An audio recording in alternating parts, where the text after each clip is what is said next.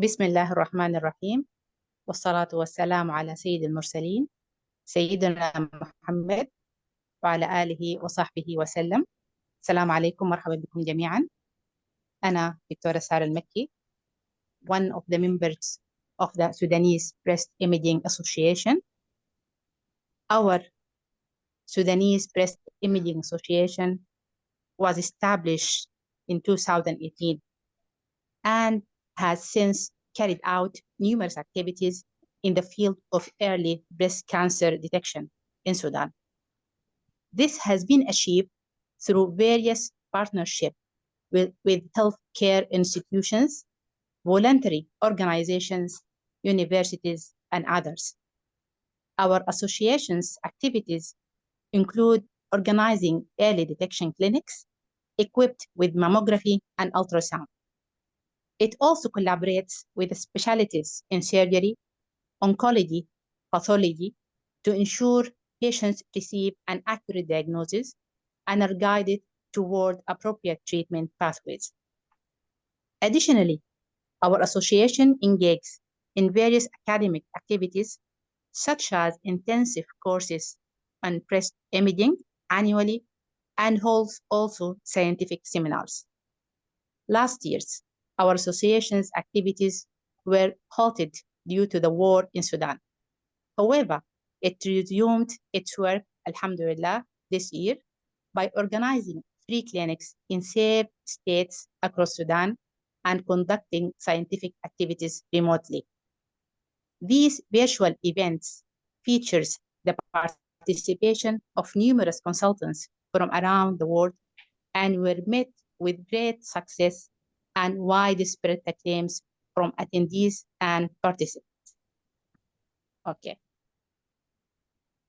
Now, let me to present to you Dr. Rabab Muhammad Al-Hassan.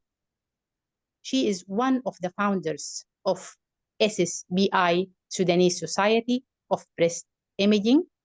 Dr. Rabab is a consultant radiologist, MD, and FRCR holder. Welcome, Dr. Rabab. The mic is yours. المفروض يشيلوا الحصانة ولا شيء.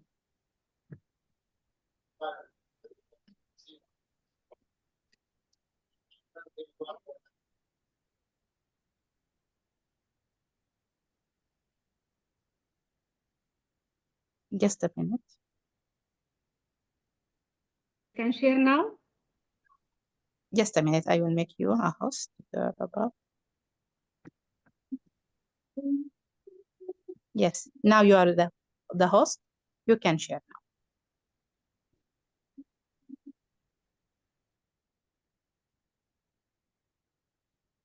طيب.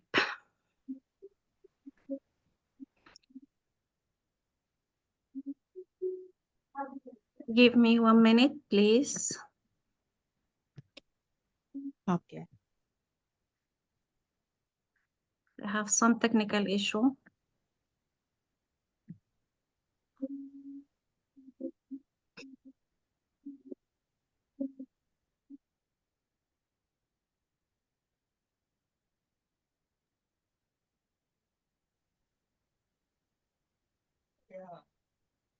ما في فيلم قلت لك. أيوة.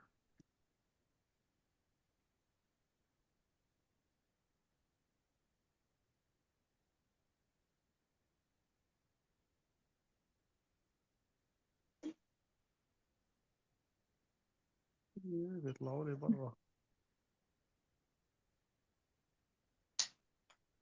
Please mute yourself, other participant.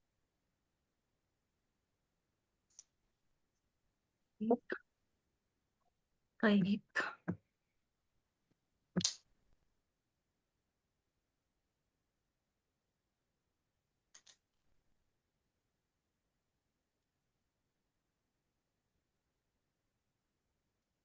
Share. I couldn't find it. Where? Here. Is it share now? Yes, we can see your screen.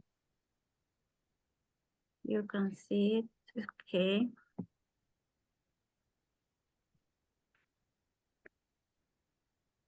Okay, Yes, let me remove this. I'll remove this also.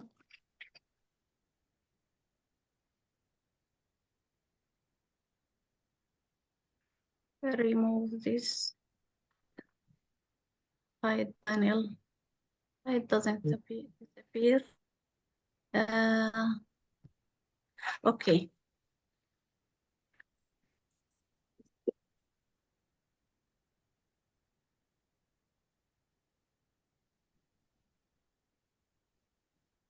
Can you hear me now? Yes, Sarah? your voice is clear. Your My voice is voice clear. clear? Yes. Yes. Okay. بسم الله الرحمن الرحيم وبه نستعين والصلاة والسلام على أشرف المرسلين سيد الخلق أجمعين حبيبنا ونبينا محمد وآله وسلم. Thanks, Sarah, for this nice introduction. Good evening, everyone. I am glad to have this opportunity to share, Dr. Ramona, the discussion of this important topic. Before starting my presentation, I'd like to declare one of my experience limitations, that I have not practiced MDTs. To be honest, I have invited Dr. Rabab al-Hassan to join Dr. Ramona since both of their works follow the same guidelines. But unfortunately, she couldn't do it due to her commitments. Okay, now let us go to our session, which is an imaging-based approach to managing axillary lymph node in breast cancer patients.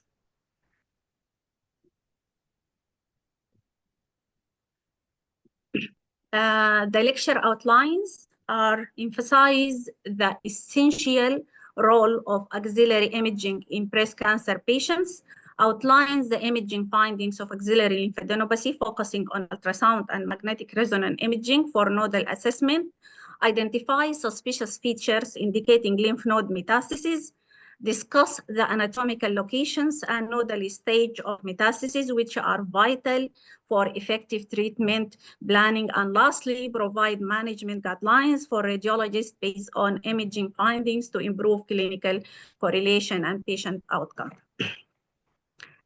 As you know, lymph nodes metastases are a decisive factor in breast cancer prognosis.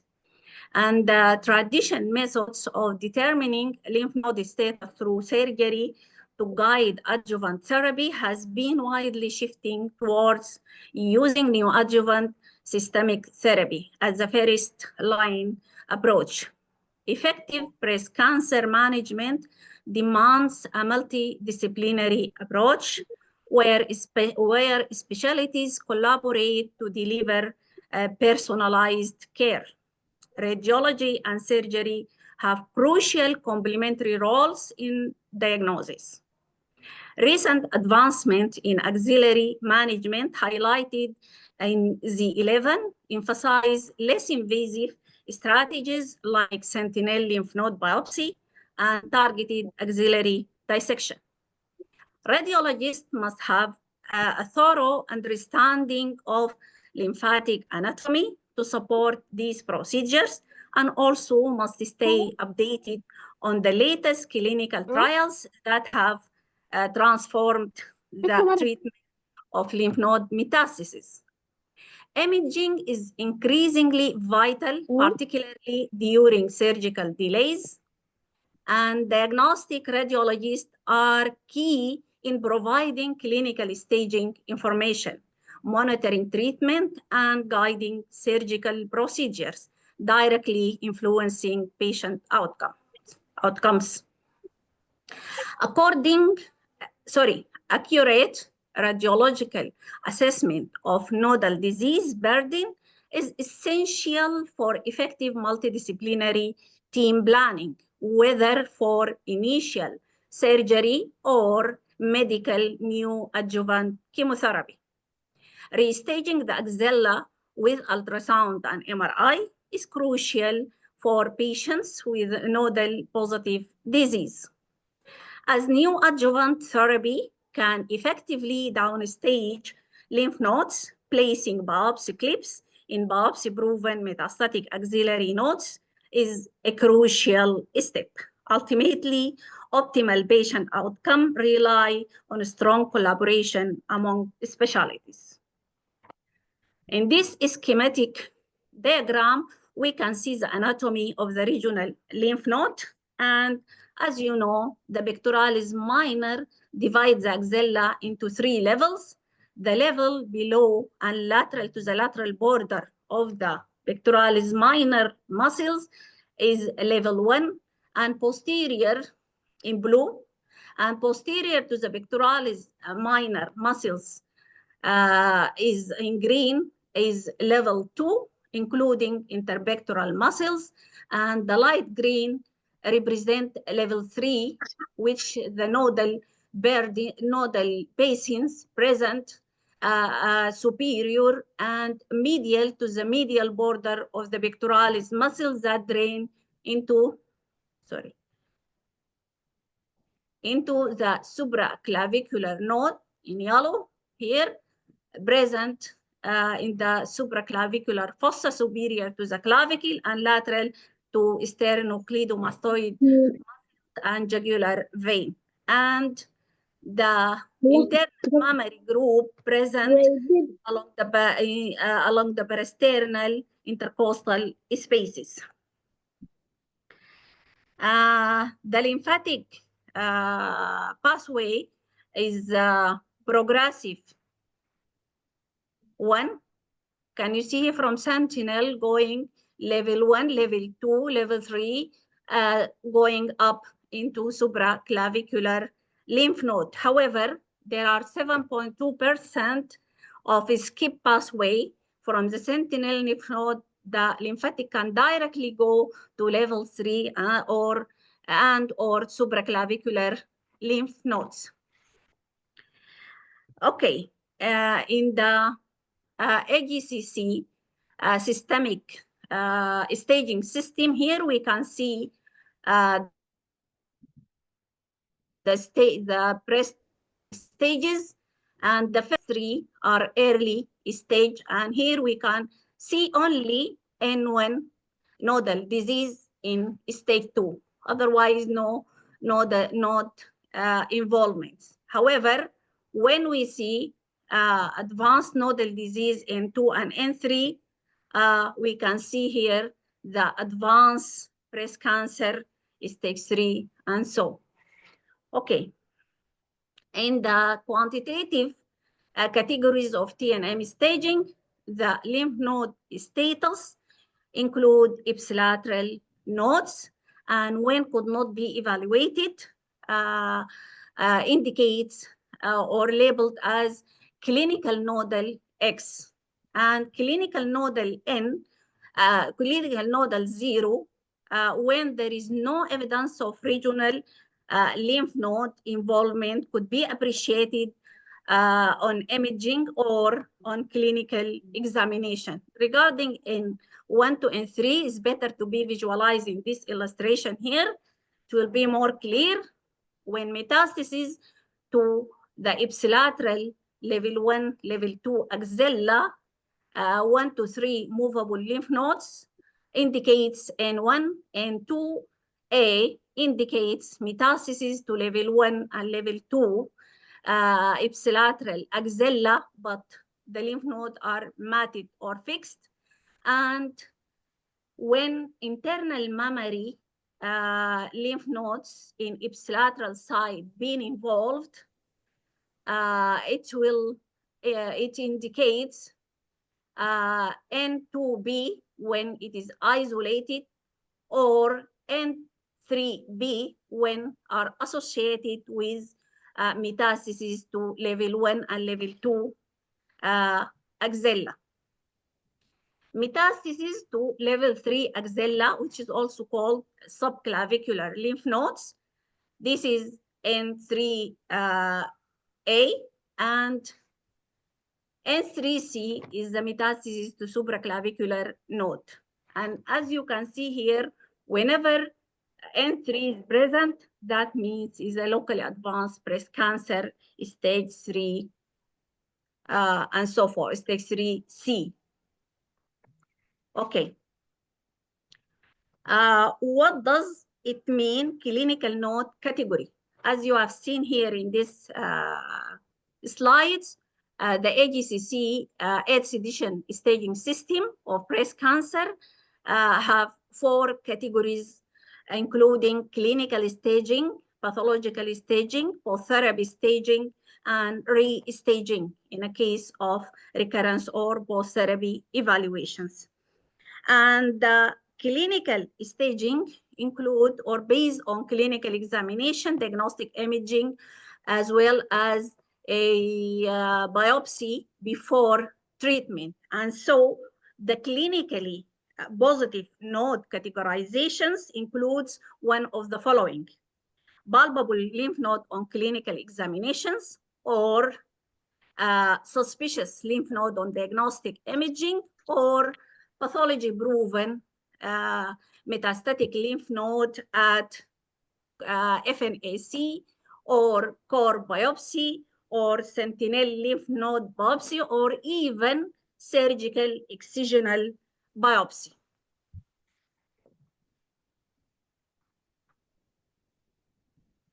Okay, regarding the imaging, at least ipsilateral axillary level 1 and level 2 should be included in our examination. Here we can see mammogram of our patient demonstrate cancer in the right breast with 2 metastatic intramammary lymph node, as well as ipsilateral axillary lymph node with typical benign appearing contralateral intramammary lymph node. But this is not always the case.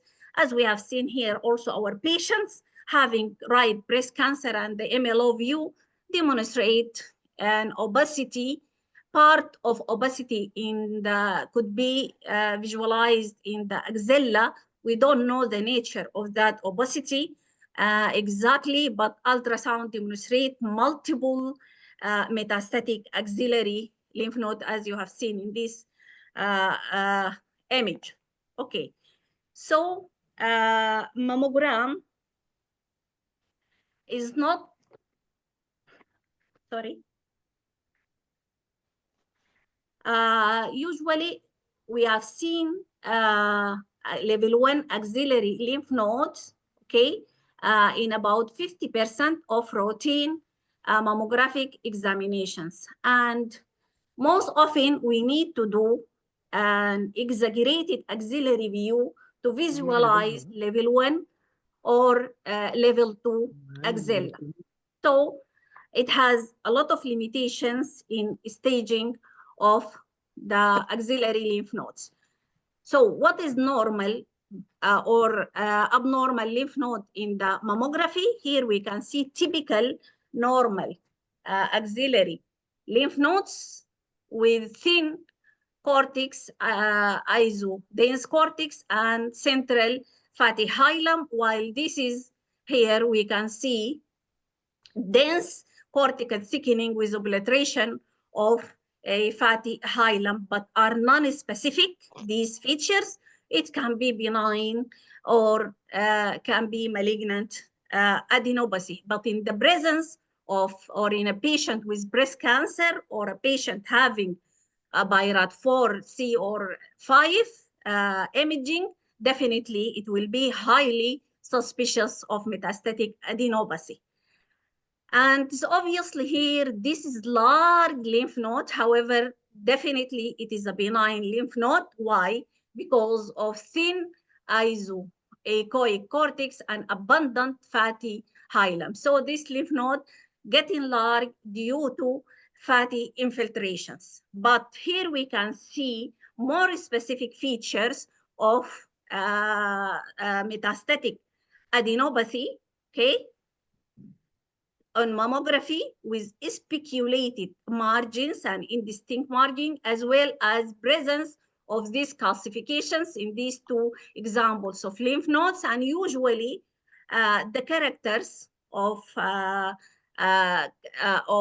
form of calcification is similar to the primary cancer in the breast. And here we can see, apart from the distinct and high density nodes and speculated margins, we can see infiltrations in a form of fat strandings and high density in the fat surrounding the node, which indicate an extracapsular extensions and poor prognosis. This is our patient here. We can see asymmetry between the two sides. This lymph node is, despite having good amount of fatty hilum, but this cortex is asymmetrically thickened and disproportionately this lymph node enlarged compared to the surrounding lymph node in the same axilla and the contralateral axilla. And that was the only signs we raised the site of primary cancer from which from these signs that it is the patient presented with metastatic bone disease, and we raise the suspicions of occult left breast cancer, and it was proven pathologically. In these cases, also our patients, we can see here small metastatic lymph nodes presented only with asymmetry. It is disproportionate in relation to the same and contralateral axilla with dense cortical thickening. And if you can see here in the zoom view, you can see even within the same lymph node, when the area of cortical thickening is denser compared to the remain of the lymph nodes. And if you compare these lymph nodes to this, the disproportionate, not in the size, but in the density of the lymph node, which were metastatic lymph nodes. Tomosynthesis helps us in characterizing the lymph nodes, especially intramammary lymph node, as in this example here. The digital mammography demonstrates two small lesions in the outer quadrant, presumed to be intramammary lymph node, but tomosynthesis confirm the lateral one is intramammary lymph node, while the inferomedial one is evolving small cancers. And this is our patients demonstrate recurrent regional adenopathy. In this example, in the same and contralateral axilla, here regional adenopathy is the same axilla, here regional adenopathy as well as the primary cancer, breast cancer itself, recurrent in the axillary tail toward the lower axilla. And this example here, we can see dense oval lesions, okay, but with residual attenuated hilum. That indicate this is lower axillary lymph nodes, but where is the primary? It was occult on the mammography, but the MRI demonstrated small lesion. Can you compare it with this large metastatic adenopathy? It is very small, but why giving this directly goes to the axilla? Because it is in the lymphatic rich subareolar region. As you know, the whole lymphatics going toward the subareolar, and this is the sebis plexus, where very rich in lymphatics. Going to ultrasounds, okay? Here we can see a dense oval structure on mammography, indistinct, but ultrasound characterize it further for us to demonstrate that this is an intramammary lymph node, but not only intramammary lymph node, benign one or a usual one. This is a metastatic intramammary lymph nodes with even demonstrate the afferent vessels entering the cortex of the lymph nodes. And also here we can see there are lymph nodes, non-specific lymph nodes. In the mammogram, ultrasound demonstrates a focal cortical involvement with heterogeneity in a case of metastatic lymph nodes. And in this example here, our patient also, we can see dense mass in the axilla corresponding to this metastatic lymph adenopathy. However, all of these lesions can be seen on mammography in the same manner. It can be corresponding to this appearance on mammography. It can appear as a cystic mass. Here, at least, we can see a residual hilum, but in this, we cannot see any hilum, and we should not attribute it to be a cyst. These are a necrotic lymph node. And sometimes when you put the color Doppler, it can help and demonstrate intramass vascularity, but not always occur. If I ask you here, which one is normal and which one is abnormal lymph node? Can you tell me which one is normal and which one is abnormal? It's okay. The first row here, 1 to 3, are typically normal lymph node. But the lower row here, these are abnormal lymph nodes. But on what base? And before going to discriminate or differentiate benign from malignant, I would like to add one small point here. Sometimes my students tell me that they put the probe in the axilla, but there are no lymph nodes in a cancer patients, breast cancer patients. Sometimes ultrasound, apart from being operator dependent, it's also machine dependent and body habitus dependent, okay? And in some females, they have a deep axilla. So in such case, if we couldn't see a lymph node, we need to use a curvilinear transducer, okay, to get deep into the axilla and visualize, as in these our patients. With the superficial probe, we couldn't see any lymph node. But when we use this probe, we could see a lot of metastatic adenopathy. Okay, and also we should know that not all ugly are metastatic. There are other pathology ranging from benign like an abscess or infected dermal cyst to a primary breast cancer in an ectopic breast tissue in the axilla.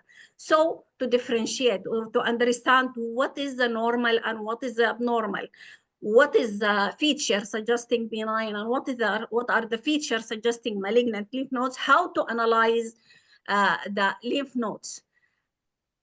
So what is the normal lymph nodes? The normal lymph nodes, either we can see it in the longitudinal as oval or reniform appearance, as you have seen it here, as a 3-zone or a 2-zone with a thin cortex, not more than 3 millimeters, with a ratio of longitudinal to short axis not more than 2, or in a short axis view as a C shape, as you have seen it here.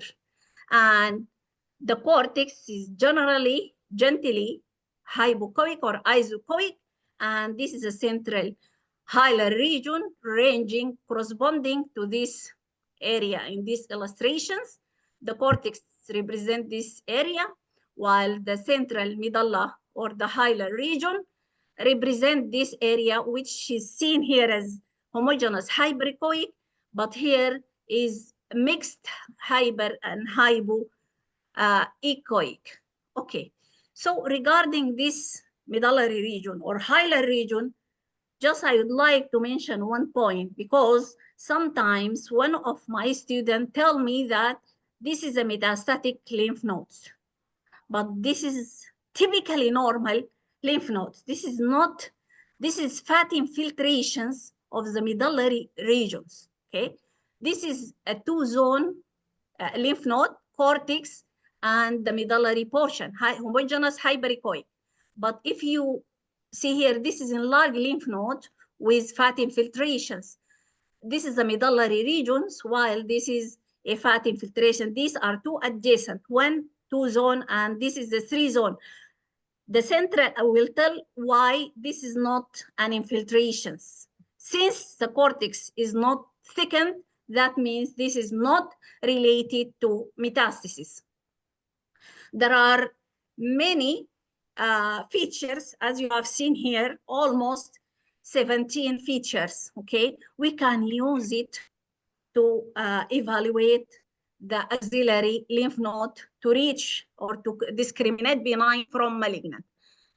However, the key features in this list is only the morphologic criteria, including the eccentric or asymmetric or focal cortical thickening and associated hilar distortions in terms of indentation like rat tails, outward bulge, or compression, or even effacement or obliteration. These are the most important, but sometimes it is that we found lymph nodes with indeterminate features. We don't know, is it a reactive or metastatic? So we need ancillary features to help us.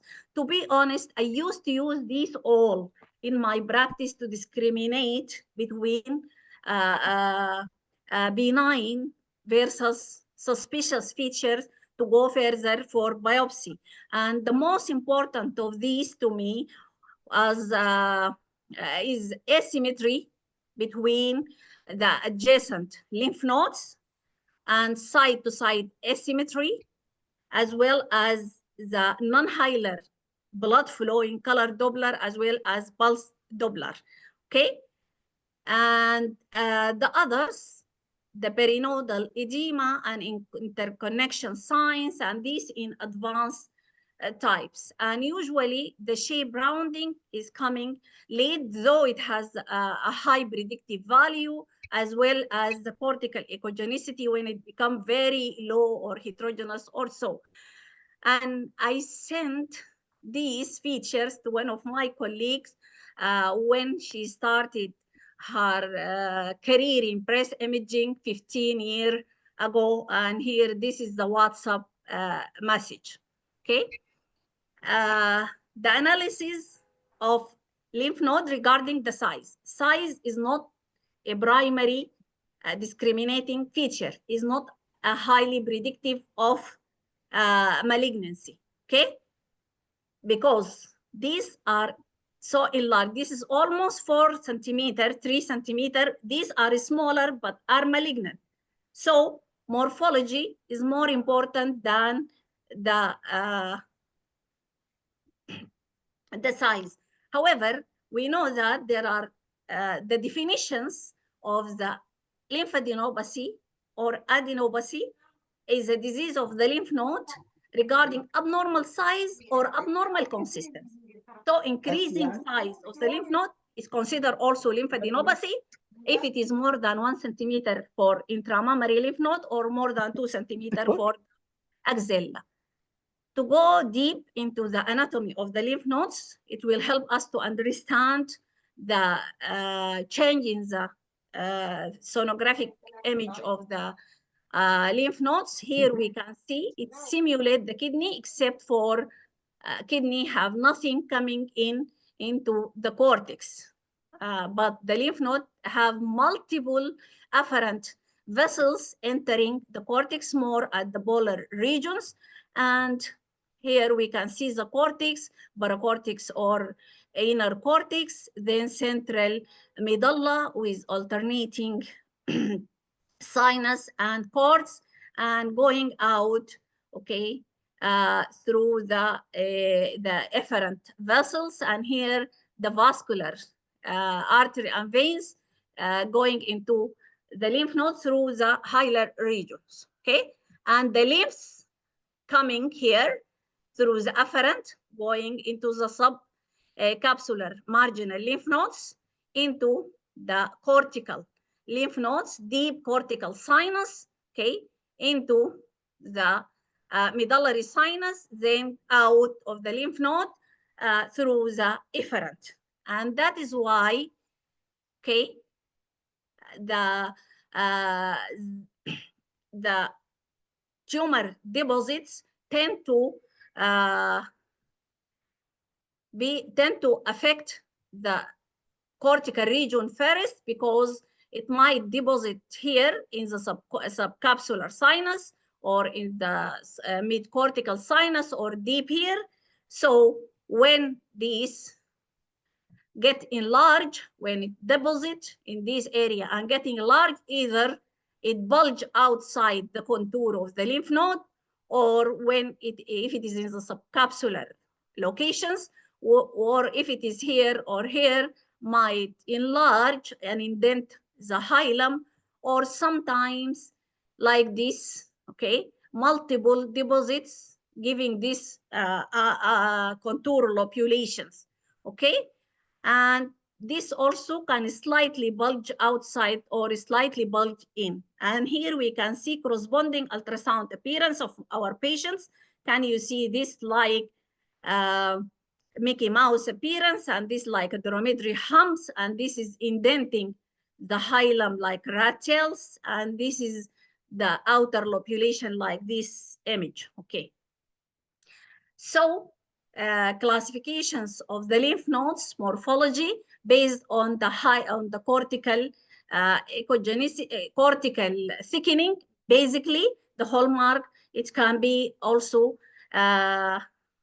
supported by the cortical echogenicity, as we have seen here. But this is the benign lymph nodes are more seen with this appearance more than the metastatic adenopathy. However, in a case of breast cancer, we have to raise the suspicion to be biopsies. As we have seen this example of COVID-19 vaccinations having the same appearance as our metastatic adenopathy. And we'll be reassured if we can see diffuse cortical thickening and bilateral. In a breast cancer patient, we can say this is more likely to be reactive lymph nodes rather than metastatic. As we know, the tumor cells are foreign body when enter the lymph nodes.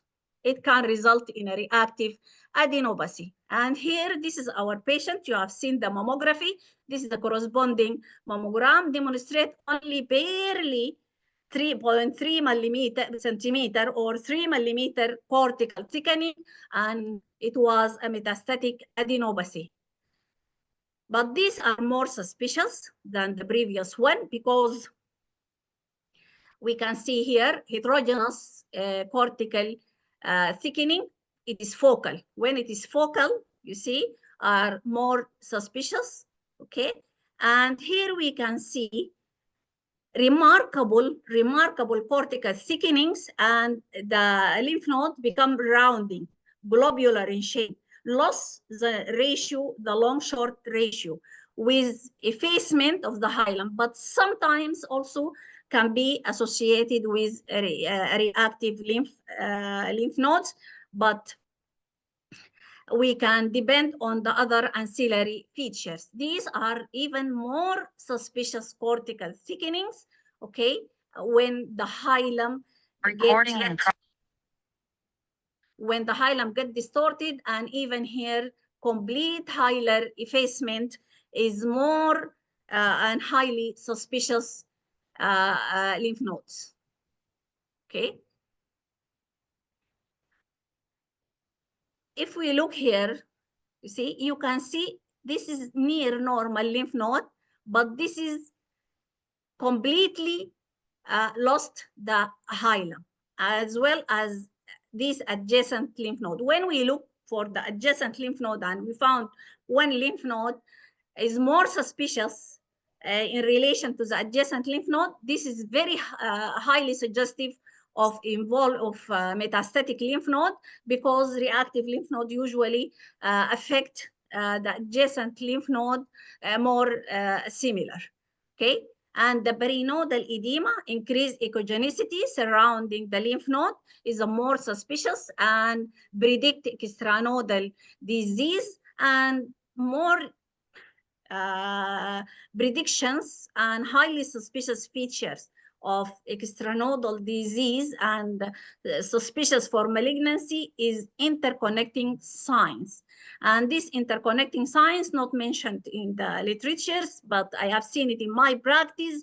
I have seen a band of hypoechoic tumor tissue connecting adjacent lymph nodes, and all of my cases when I followed them were metastatic adenopathy. Presence of calcifications, especially when the primary cancer is calcified, is high predictive features of metastatic adenopathy, and this is extracapsular or perinodal extension, which is definite and highly specific features of metastatic adenopathy, but we don't like to wait until to reach these signs. It is obviously here, it become like an infiltrating mass, become irregular.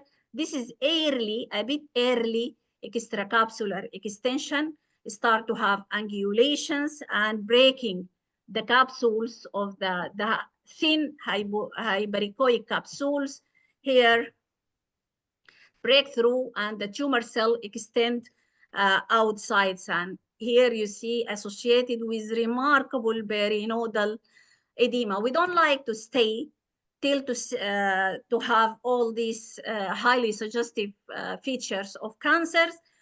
When we have a BIRAT 4 or BIRAT 5 lesions, and we can see lymph node like this, these both are our patients, we have to raise the suspicions and put a needle to confirm a metastatic adenopathy, as in these cases both are metastatic adenopathy. But this is more suspicious than this one here. This is a hilum displaced, but here hilar completely obliterated.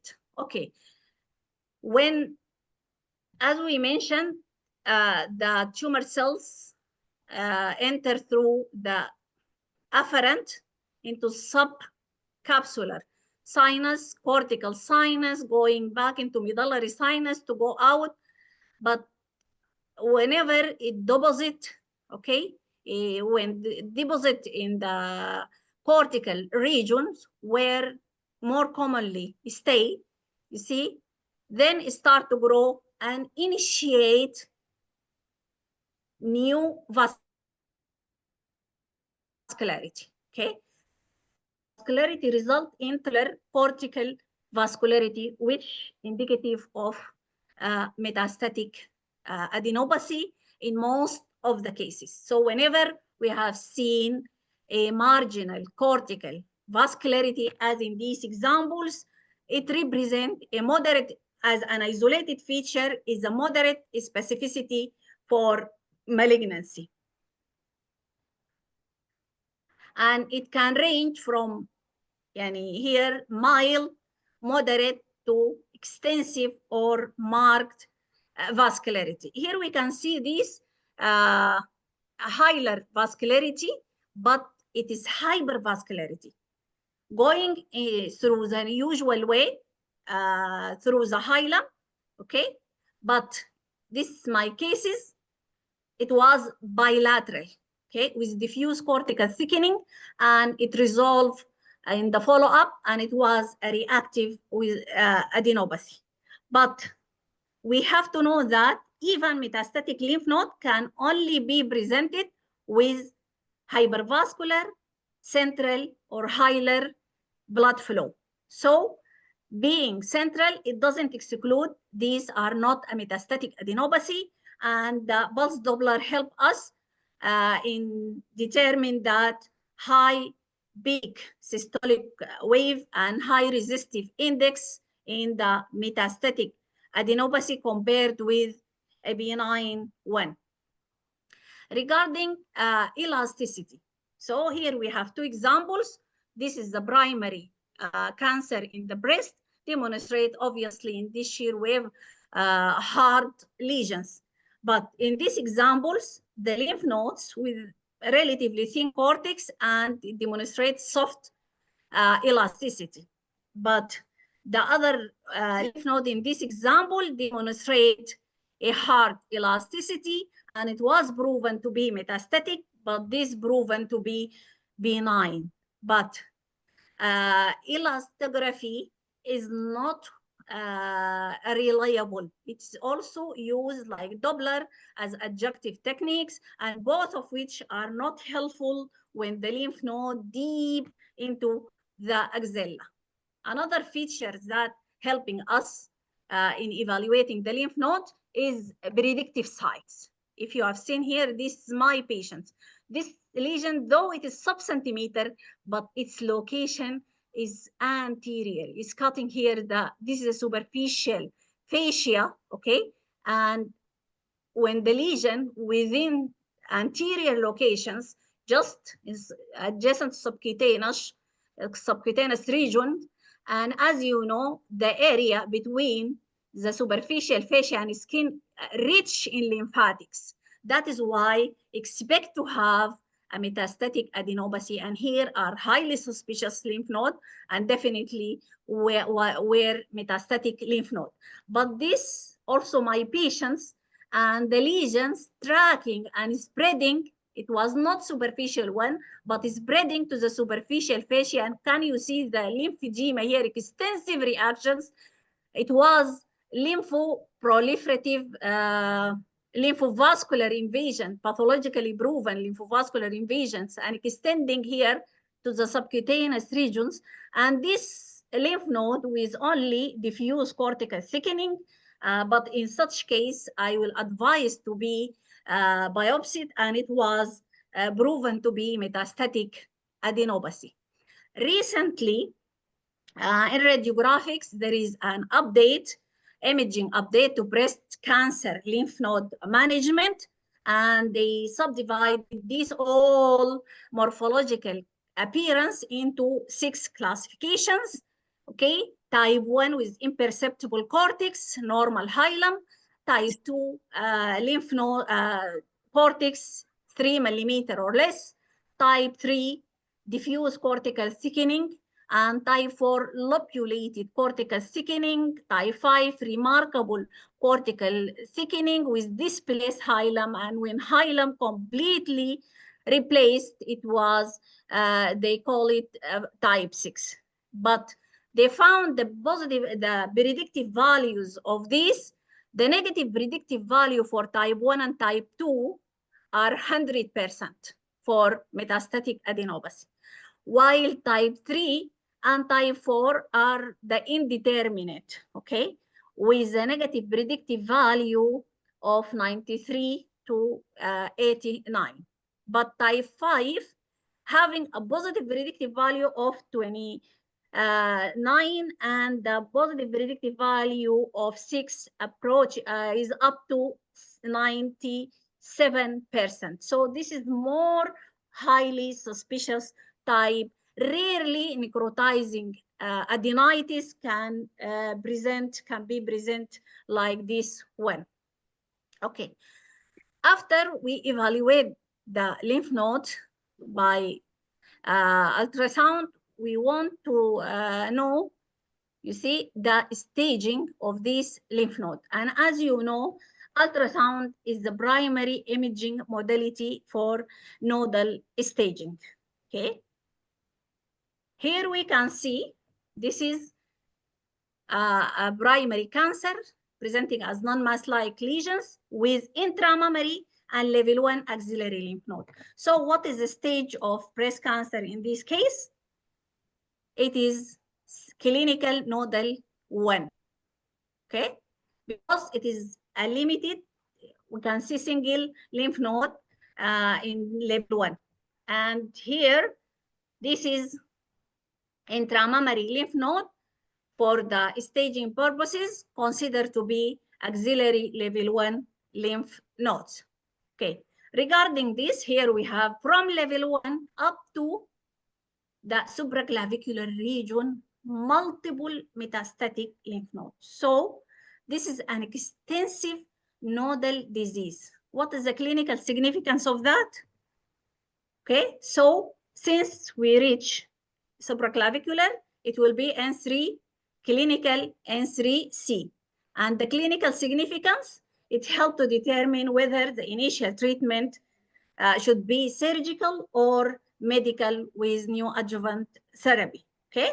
And in such group, most of the time, they tend to administer medical neoadjuvant therapy before surgery. This is, here we have, okay, level 2 axillary lymph node.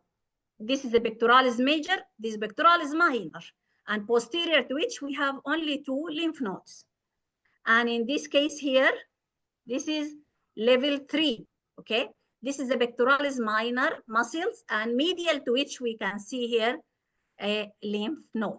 So since this is level 3, it will be N3A, and this it will be, because only 2, so it will be N1, okay? Because level 1 and level 2 and up to 3, it will be N1. Okay, this is ultrasound of internal mammary nodes from the literature. Another example from the literature. However, I have a couple of cases, but I couldn't find them. I have few cases that we could demonstrate internal mammary lymph node by ultrasounds. And this, it will be N2B if it is isolated. But we don't know about the case because it is from the literature. But if it is associated with the axillary, it will be N3B. And in this case, this is my patients having level 1 axillary lymph nodes, but it is not N1, though it's only 2 lymph nodes. Why it is not? This is obviously fixed, okay, infiltrating the adjacent tissue. So it will be N2A. Regarding this, all level 2, but this is only 1 lymph node. Here, multiple lymph nodes, okay? But this one are not reaching 10. This is more than 10. So, and so this is, it will be N1. This it will be N2. And this it will be N3, because those are level 2, but are more than 10 lymph node and matted and fixed. So this is also my patients. This is necrotic and irregular, and this is supraclavicular adenopathy in a recurrence, in a case of recurrence. And as you know, historically, the supraclavicular node considered was metastasis, but now the ipsilateral supraclavicular node is N3C, but contralateral one is metastatic. Can we find supraclavicular metastasis without axillary? Definitely yes. As we mentioned, there are skipped pathway of lymphatics. And regarding this, here we have level 1 and level 3. So though the lymph nodes are single one in level 1 and single one in level 3, but it will be, it is N3A because it is level 3. But is it advanced disease or a limited disease?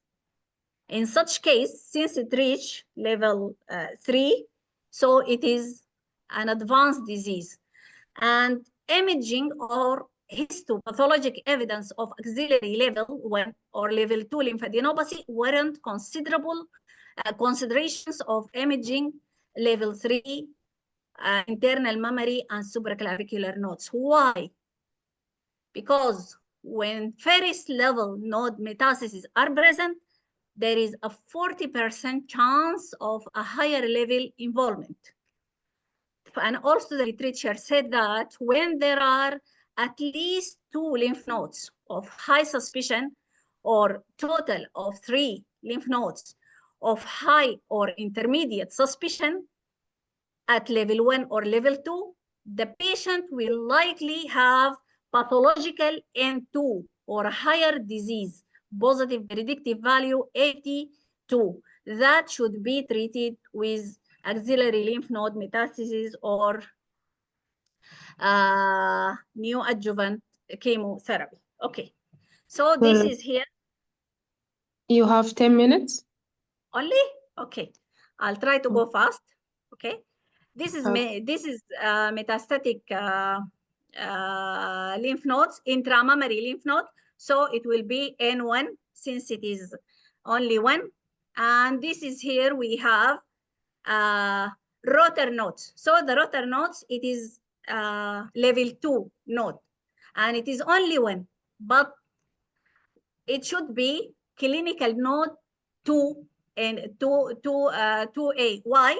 Because the node is obviously here infiltrating the adjacent axilla. Okay, so this is, we might say this is a limited disease, but it is not. But even if we consider it a limited disease, shall we go for neoadjuvant chemotherapy? Generally, for limited disease, regarding only the point of nodal disease, is not an indication for neoadjuvant chemotherapy. But there are many other factors, okay, considering the administration of neoadjuvant chemotherapy or prognostic staging and determinations of the therapeutic or selections of the treatment, including the tumor grade, biomarker status, and multi-gene assay, along with the TNM staging. And this is our patients. Ultrasound not only helping us to evaluate the lymphatics in the axilla, but also here demonstrate the extension into the lymphatic, subdermal lymphatic vessels, going in the upper outer quadrant, the primary, going to the infiltrating the subis plexus, as well as the medial breast. And definitely when we have metastatic lymph nodes or suspicious lymph nodes, we have to put a needle and to confirm if it is the metastatic or not, and usually try to put the needle where the higher cortical thickness, target the higher cortical thickness, and we can do both FNA or a core biopsy. And they mentioned that if the sample is not adequate or there is suspicions of perinodal invasion, then core biopsy is suggested and can be safe. Precautions techniques in expert hand, and definitely they have to localize. And here we can see the image of localization. I will try to skip these areas due to the time. And here this is ultrasound nodal staging with ultrasound guided biopsy. And we have either limited disease when we have, regarding the nodal disease, 0 to 2 suspicious nodes, okay, at level 1 or level 2. And regarding the extensive disease, if it is 3 or more suspicious lymph node in or level 3 internal mammary or supraclav lymph nodes involved, and then multidisciplinary treatment plan is suggested. And remain, I will leave it to be discussed by Dr. Mona. Okay, going to the MRI. MRI can demonstrate the normal lymph nodes, and the normal lymph nodes seen with the thin cortex less than 2 millimeter. It can be enhanced, and central fatty hilum here suppressed in a fat suppressed, and it is bright in stare and on diffusion. And we should not depend on the dynamic, okay, status, because lymph node demonstrate physiologic rapid inflow or washout curve, as you have seen in our patient here. And this from the literature, intramammary lymph node demonstrate the color code of a washout red color seen here. Diffusion weighted, as we mentioned, normal lymph node will be bright in diffusion, but the discriminating is the ADC, and definitely the metastatic lymph node having a lower ADC than the benign lymph nodes. Can you see here in the color code ADC, demonstrate a lower one, but this is a reactive lymph node. It is bright both in the diffusion as well as in the ADC. And this is here, this is MRI, and the code rendering improve the visualization of the lymph node. And this is fantastic MRI lymphangiography demonstrate metastatic lymph nodes at multiple levels, okay, in these different patients, demonstrate the lymphatic vessels, as well as here the site of the injections of gadoliniums. Okay, going back to our conventional MRI. The benefit of the MRI, or the advantage is superior to ultrasound. It gives a global view of the axilla. And here we can see, you see, we can compare both sides of the axilla. Definitely there is asymmetry between the two sides, and this lymph node disproportionately big in size compared to the adjacent lymph node and compared to the other side, and with the cortical thickness, okay? Is thickened cortex also disproportionate to the other nodes, and it was in a case of a metastatic adenopathy, though size-wise is still within normal limits. So in lymph nodes, when we saw bilateral axilla, we can compare the size, the number, the cortex, and so forth. And also the enhancement and the T2 can demonstrate heterogeneity of the lymph node metastatic, as well as a shape. It become rounded here, and the T2 here demonstrate these stranding, indicate perinodal infiltrations, okay? This is our patients, and definitely here, this is large matted with extracapsular extension fixed to the adjacent structure, though it is not multiple lymph node, but being fixed, it will be in 2A. And this is here, the MRI from the literature demonstrate at level 1 and level 2 lymph nodes. And this is suspicious rim enhancing single lymph nodes, okay? And this is the rotor nodes. And MRI can show us even small internal mammary lymph nodes in the presence of the axillary lymph node will be 3B. And this case here, we can see level 1 heterogeneously enhancing rounding lymph node, which is definitely suspicious features. This is N1. And the presence of intramammary lymph node with axillary lymph node is supposed to be, if are limited nodes in level 1, it will be N1. But because these lymph nodes are multiple and fixed and so on, then it will be N2A. And as you know, the MRI help us, we can see all the levels, anatomic levels of regional lymph node, and this is our patients, a single lymph node, but with breaking capsule and extending outside into A. And this is also our patient, not only demonstrate this asymmetry of the cortex of this lymph node and size compared to the adjacent and contralateral lymph node representing metastatic node, but also demonstrate this abundant lymphatic in the medial breast with extension of subdermal lymphatic into the contralateral breast. And this is also our patient of with a recurrent regional lymph node, okay? And I remember that the patient having supraclavicular nodes, that is why I put it as N3C. But usually the limitation of MRI, the coil, not usually cover the supraclavicular lymph node, which is significant. This is our patients, okay, having axillary and internal mammary lymph nodes, okay, which were matted and fixed on multiple large lymph nodes, okay? And the prognostic stage of that patient was stage 3C with T3 and 3B M0, okay? And was grade 3 ER, BR positive, HER2 negative. Received chemotherapy, and after the second cycle, she developed nipple discharge, so her doctors recommend MRI again, and we found that remarkable regressions of the adenopathy, as you have seen in this case.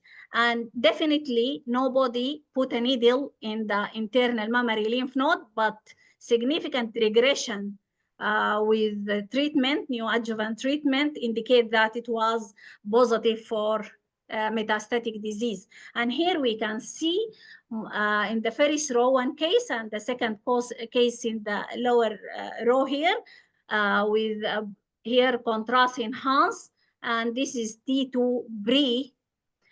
treatment, and this is T2 post neoadjuvant treatment. And so obviously here we have two matted lymph nodes, okay? We can see it, and here we can T2 demonstrates some perinodal infiltrations, but the infiltration is significantly more in the second case. Can you see the perinodal infiltration here and extensions of the disease? But in post-chemotherapy treatment, both demonstrate remarkable or almost complete radiological response. However, they found the sentinel lymph nodes here, they could appreciate or they could identify two sentinel lymph nodes with dual methods. However, in this case, there was failure of sentinel lymph nodes, and they consider it due to the fibrosis following the treatment of this extensive perinodal infiltrations. Okay, this is our patient, the CT.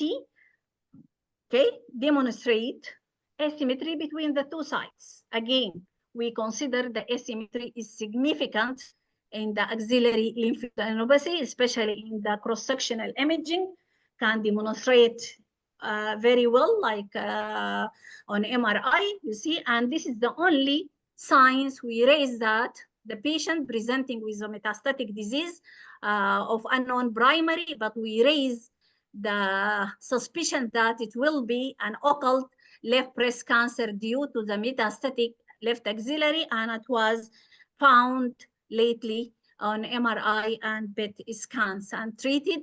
It was hormonal positive, treated with hormone, and demonstrated remarkable response to hormonal treatments.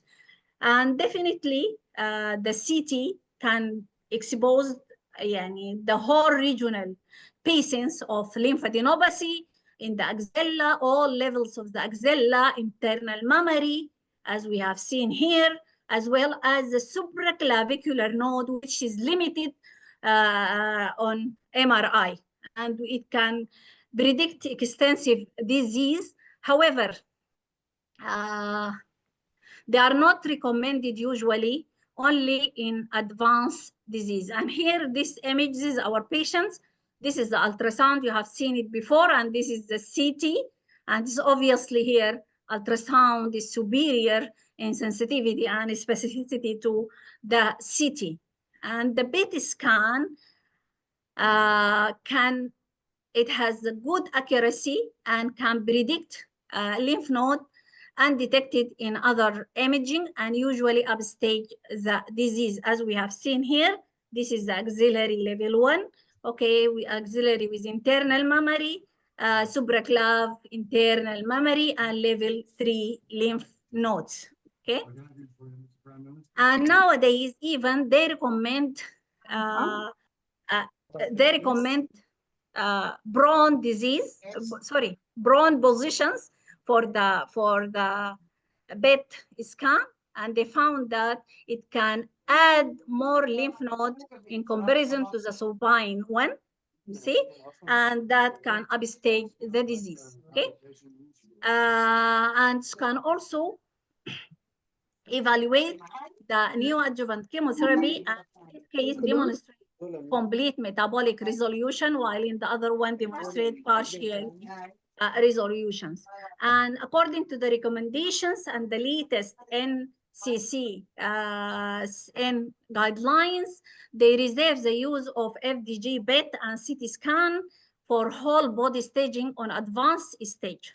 Okay, they are not using in stage 1 or stage 2 or even operable stage 3 breast cancer, and they consider it not sensitive enough to warrant their use as a primary modality to assess the regional lymph nodes. Okay, and sensitivity and specificity of PET CT, FDG PET CT is only 57 and 69. The sensitivity is only 57 and the specificity is 96. Okay, and okay, we can leave the remain. And here we have about 12 clinical scenarios and the ACR recommendations. We can leave it for the discussion later. Okay. Okay, this image can summarize for us the role of the three modalities. We could not see this extensive adenopathy on mammography because of limited view, okay? And ultrasound, yes, demonstrate the necrotizing or the necrotic lymph nodes, but might be misinterpreted as cystic lesions. Ultrasound giving more characterization of this and demonstrate enhancement indicative that these are metastatic lymph nodes in the axilla. So reported that dynamic contrast MRI has had a mean sensitivity of 88 and specificity of 73 for identifying nodal metastasis. Thus, MRI has a similar sensitivity to ultrasound, but is less specific than ultrasound, which approaching 90% when associated with ultrasound-guided FNA biopsy. So, can we do things better? Accurate imaging assessment of axillary nodal disease burden at diagnosis and during treatment to guide multidisciplinary treatment decision making and decision making is now considered the most important role of axillary imaging.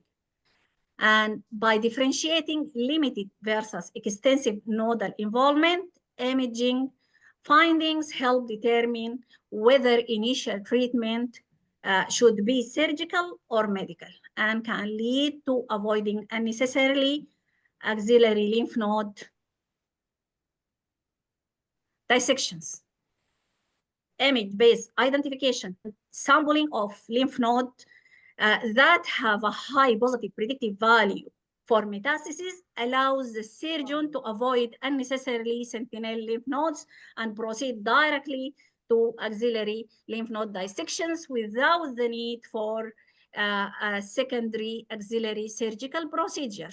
In addition, preoperative evaluation should potentially help to identify deep non-palpable metastatic lymph nodes that may lead to false negative sentinel lymph nodes. So we must elevate the standard of care for breast cancer patients and ensure they receive the best treatment available.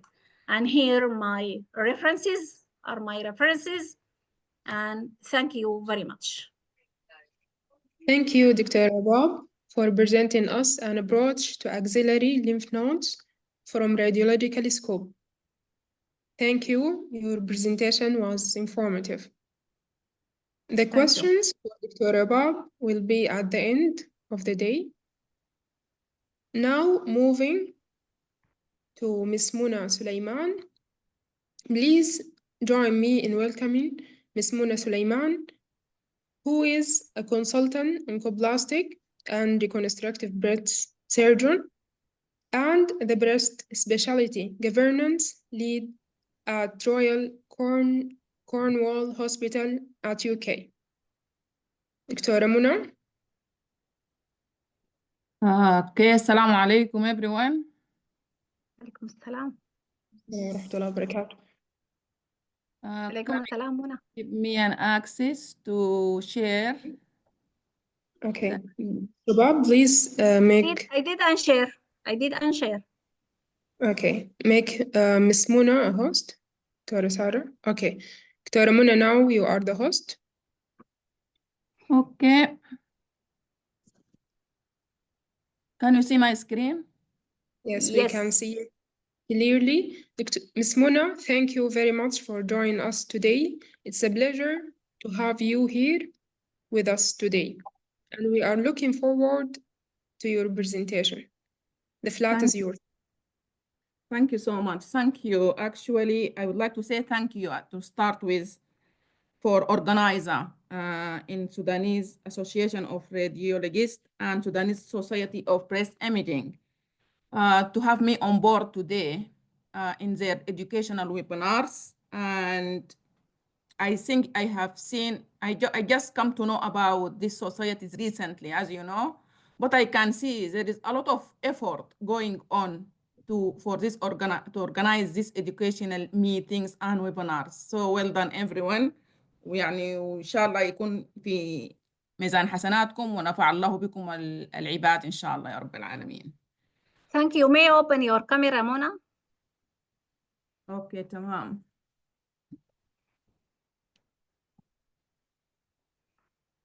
Okay. Right, okay. So we know now from Dr. Rabab, thank you, Rabab, it was grateful talk, and I learned a lot because we know from radiology report if the lymph node involved or uninvolved. So, but now I know a lot about how the features of the lymph node, if it is, whether it is positive or negative. And we need to move on to the surgery, how to deal with the lymph node in the breast cancer surgery-wise.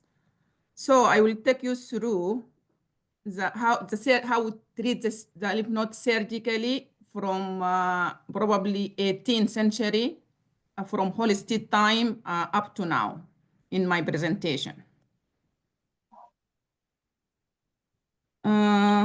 My slide is not moving. Why is again stuck? Yeah. Let me try from the cursor from the laptop. No. You can make and share, then share again. Okay, we'll try to do that.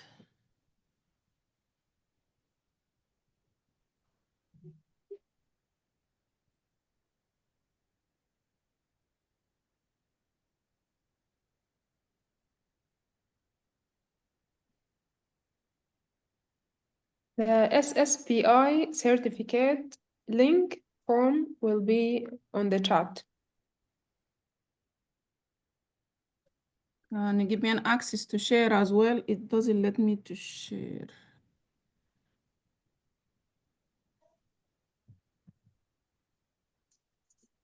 I will try to reclaim the host, then I will make you host again so you can start from the start. Just a minute. We have seen your screen. But it's not moving. That is technically related to the laptop. Now, is it? Can you see it? Yeah, we can see it.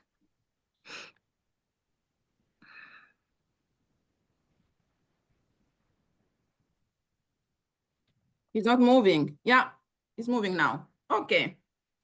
Can you see it moving now? Yes. Yes. Yes. You're welcome. So, okay, so this is where I work, Royal Cornwall Hospital. On the left-hand side, this is the emergency department, and here the main entrance. And this is Mermaid Center. So a lot of unit in UK, you got like a name, lovely name, Mermaid, Pink Rose, Jasmine. So a lot of nice name that suit the breast and suit the ladies. So our breast unit is called Mermaid Center. And actually our body is here and we work here, but our mind, our heart is with Sudan in this difficult time. And we feel sad, actually. We feel this is like a nightmare going on in Sudan with this war being ongoing for the last 2 years, nearly 2 years. And just we pray for Allah subhanahu wa ta'ala إنه يزيل عننا الغمة ويعني ينعم علينا بالأمن والأمان إن شاء الله يا رب العالمين. لكن رولنا نحن رولنا يعني رول بتاعنا نحن كناس outside السودان, we have to raise the awareness about what is going on in Sudan and how there is really humanitarian crisis, and we have to speak up about it. And yeah, because I think most of us in this meeting is either outside Sudan.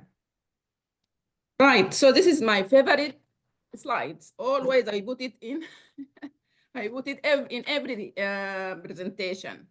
On the left-hand side, this is probably on 19th, end of 18th, 19th century and beginning of 20th century, where they used to do holistic radical mastectomy. They used to take the whole breast, back major, back minor, or all lymph nodes to treat the breast cancer, because they thought at that time the spread of the cancer is locally rather than systemic disease. So this is back in that time, and this is recently. This is one of my ladies, 2022. She had extensive disease on her right breast, and I have done mastectomy and implant reconstruction. And actually, she liked her reconstructed breast more than the other side. And I guess this is because of improvement generally in skills, in technicality of doing operation, and in systemic treatment and collaborative work with everyone, oncology, radiology, surgeon, nurses, and everyone. So I have to stress here in the importance of multidisciplinary approach in treating breast cancer ladies. Right, so in my presentation, I will take you through this. The escalation again similarly happened with the axillary node surgery. So not only in breast, only in the axillary and as well in axillary node. So I will take you through where we started from, as I said a long time ago, with just doing axillary node clearance for everyone up to no surgery. So I will go through all that in a bit of details. So to start with, why we do the axillary surgery? I think you did cover part of it, Rabab, and just because it is a prognostic indicator, and that guide us for systemic treatment, whether it is new adjuvant or adjuvant treatment. And as I said in the past, axillary node clearance used to be the standard treatment for every breast cancer patient. And I did mention why, because they think it is a locally spread, the breast cancer, but now from 1960s till now, we know that the breast cancer is not a local disease, it is a systemic disease. And beginning of 1960s, there is an introduction of chemotherapy, which is a systemic treatment that was used that time in other cancers. So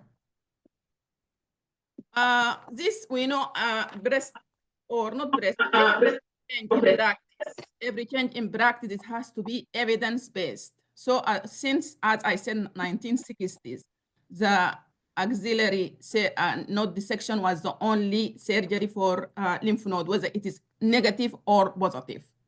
So evidence-based is always, we don't change practice unless it is evidence-based, which is trial. And we know the top of the pyramid of the trial is a randomized controlled trial. So at that time, some investigator from national NSABB American project, they conducted B4 trial, okay? So for the B4, and here a lot of noise is going on. Please mute your mic, participant. Now go on, Ms. Mona. Right, so the investigator in this trial, which is American project, they have conducted this trial, and the idea of that, they randomized the patient to have radical mastectomy versus less invasive surgery. So they compared women who has undergone radical mastectomy with radical mastectomy with radiotherapy or total mastectomy. Total mastectomy, just we leave the muscle and lymph node. And you can see here on the left-hand side, I'm quite keen about the group of lymph node negative patients.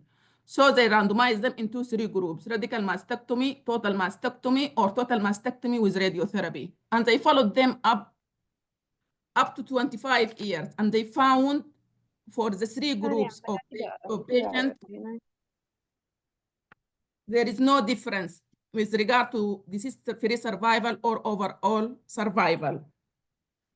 So this trial conducted that, because there is no difference, conducted that axillary node clearance is only a staging procedure in patients with lymph node negative disease. I'm not going to talk about positive and the other arm of the trial, but about negative. No, from that trial, the axillary node clearance is just a staging procedure, and there is no difference in overall survival or disease-free survival. Having said that, there is other current indication for axillary node clearance. One of them is when there is a preoperative metastatic axillary disease and there is no adjuvant treatment. For example, if the ladies, they are not fit to have systemic treatment like chemotherapy or targeted therapy. So we suggest for them to have axillary node clearance. And if there is a heavy nodal burden, which after left or a residual heavy nodal involvement after systemic treatment, especially in young age group, we suggest for them as well to have axillary node clearance. And if the ladies, they are clinically and radiologically negative, and when we have done the sentinel lymph node biopsy, they found to be positive. Some centers, they suggest to have axillary node clearance. But here in this area, I have to mention Z11, you mentioned it, Rabab, Z11. In Z11, this trial has randomized the patient with 1 or 2 lymph node positive disease that are stage T1 and to have either axillary node clearance or observation. And after 7 years of follow-up, they found there is no difference in both groups. So they consider the sentinel lymph node biopsy is safe with less comorbidities, obviously, of that compared with clearance in 1 or 2 lymph node positive.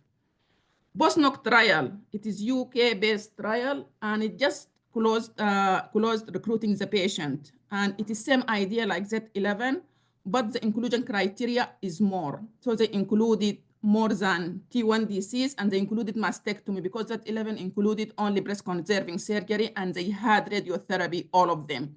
But BOSNOC, it is the inclusion criteria is more. And the same criteria, they included 1 or 2 lymph node positive in sentinel, either to no axillary node dissection or axillary node dissection, and we are awaiting the results for BOSNOC trial. And I found in the books axillary node clearance indication if sentinel lymph node failed, which might happen in a small 2% of cases, but I don't agree with that, because we can do just axillary node sampling rather than to do the whole clearance for failure of sentinel lymph node biopsy. And we know why we would like to avoid axillary node clearance as much as we can, because it is morbid operation, and the morbidity of lymphedema, which can happen up to 40% in axillary node clearance, we would like to avoid that. If lymphedema happen, the lady usually they got a struggle and they got poor quality of life. So this is about axillary node clearance. Let us move to sentinel and concept of sentinel lymph node biopsy, and from where this sentinel node biopsy concept comes from. And again, it is evidence-based. We change because we know from before axillary node clearance is there is no benefit for axillary node clearance in lymph node negative. There is another trial that guided our practice to change completely to sentinel lymph node biopsy in lymph node negative ladies. Just a break. This is where I live, is Cornwall. For UK patient, for UK people, they come from all UK and they come and stay in summer here in Cornwall because it's in the coast and there is a lot of nice beach, as you can see. This is a theater, by the way, in the beach. Theater, they do like a lot of movies and stuff in the beach, which is lovely.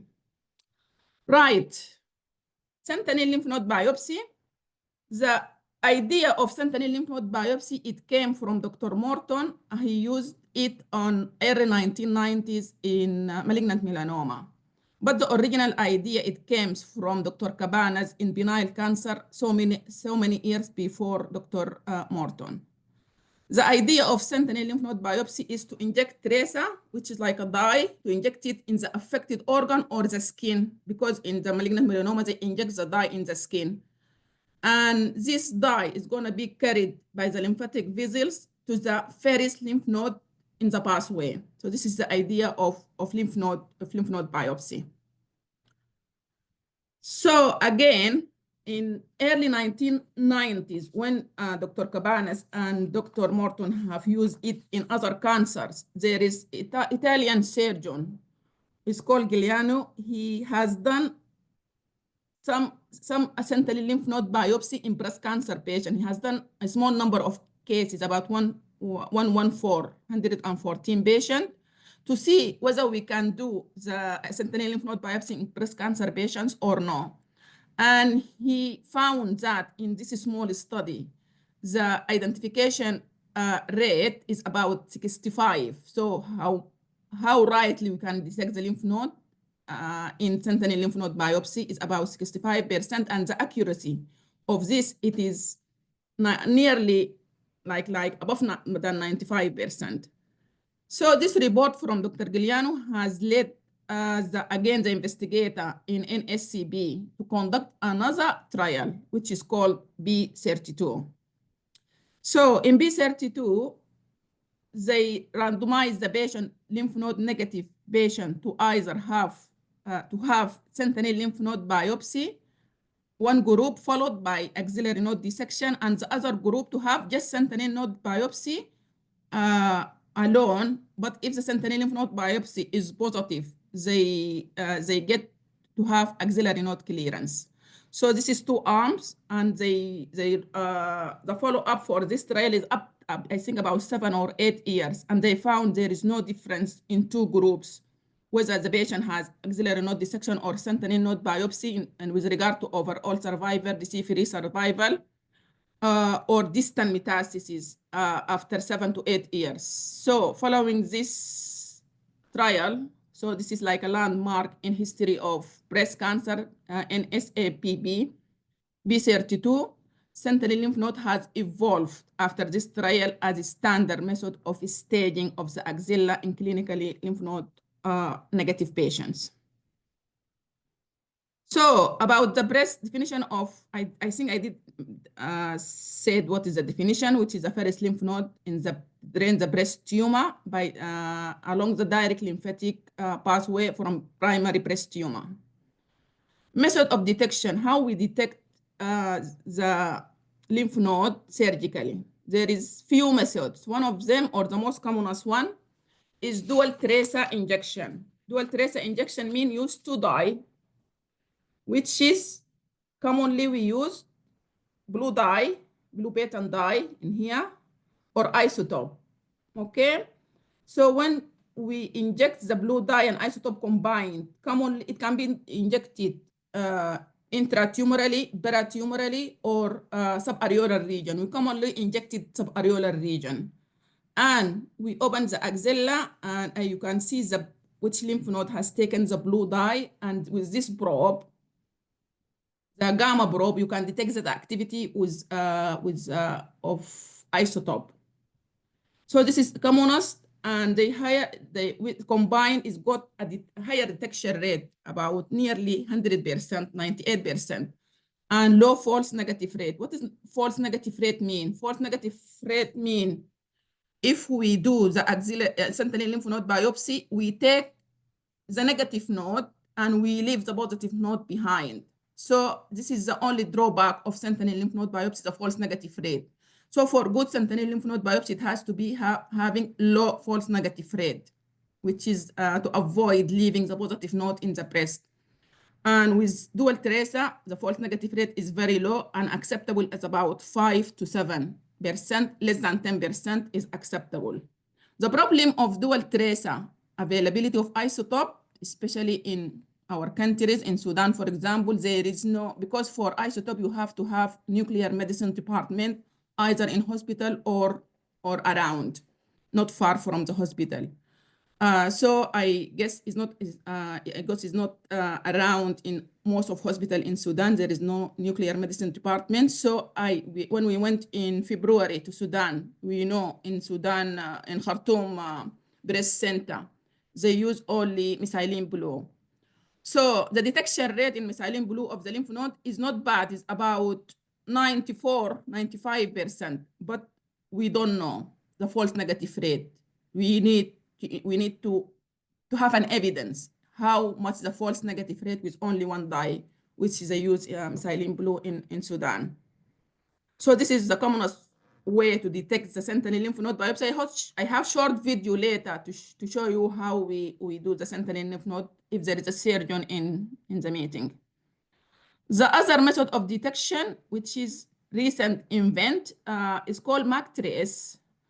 And this is a Centimac company. Centimac invented MACTrace, which is a tracer we use for sentinel node biopsy. And same time they got a seed, we place it, we call MAC seed. We place it in the tumor, non-palpable tumor, or in the lymph node, and I will talk about that later. So the idea of MACTrace, it is supramagnetic ionic site, is ion material, and there is no radioactivity involved in it, and we detect the activity. We inject the trace same way, subareolar region, we open the axilla, and then we will detect the activity and color, because it stains the lymph node with brown color rather than blue with blue dye. And we detect the activity because it gives both visual and hearing signal. It gives the lymph node brown color, and we can hear the lymph node activity by this probe, Centimac probe is called.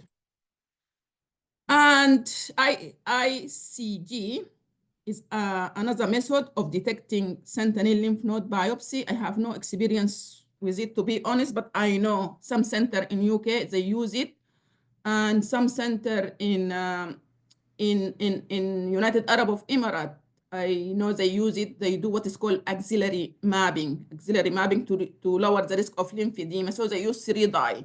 So they use blue dye, they use isotope, and they use ICG. So it needs a special setup. So I haven't got much experience about it. There is other methods like air bubble, it's called, mentioned in the book, but the commonest is dual tracer, which is the blue dye and isotope. MACTrace, currently we are using MACTrace in our center with MACSeed.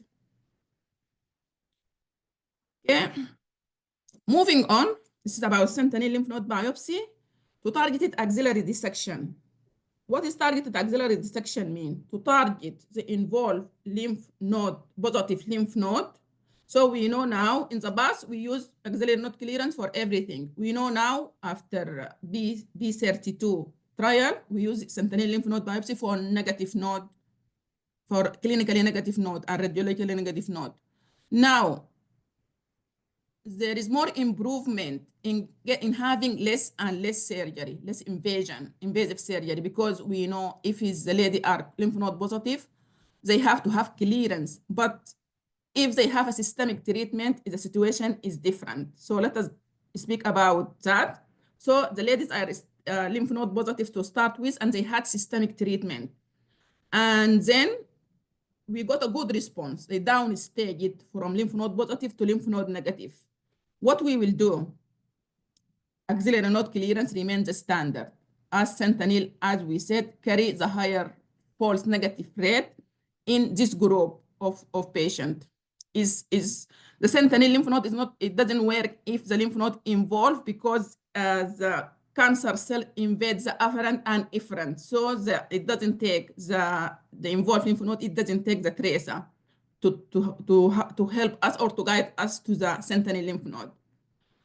There is some trials. Again, we are talking about evidence-based medicine. Some trials, Sentina is German trial, Z1071 is American trial, and SNFNAC is Italian trial. All this trial has studied the role of sentinel lymph node biopsy in this group of patients that their lymph node downsized from positive to negative. And as we can see, all the false negative rate is more than 10%. And this is what we don't want. We don't want to have false negative rate, otherwise we will miss the positive node and we get a risk of high recurrence. So what happened, there is a retrospective analysis of Z1071 trial. They have done retrospective analysis to see whether what is the best way to have a sentinel lymph node biopsy in this group, because they are negative now. So they found that if we apply the following features to what we are doing, it might improve the false negative rate, it might decrease it, okay? What's those factors? The factor is to take 3 lymph nodes, at least, when we do the sentinel lymph node biopsy, because in sentinel lymph node biopsy, you can take just 1 lymph node.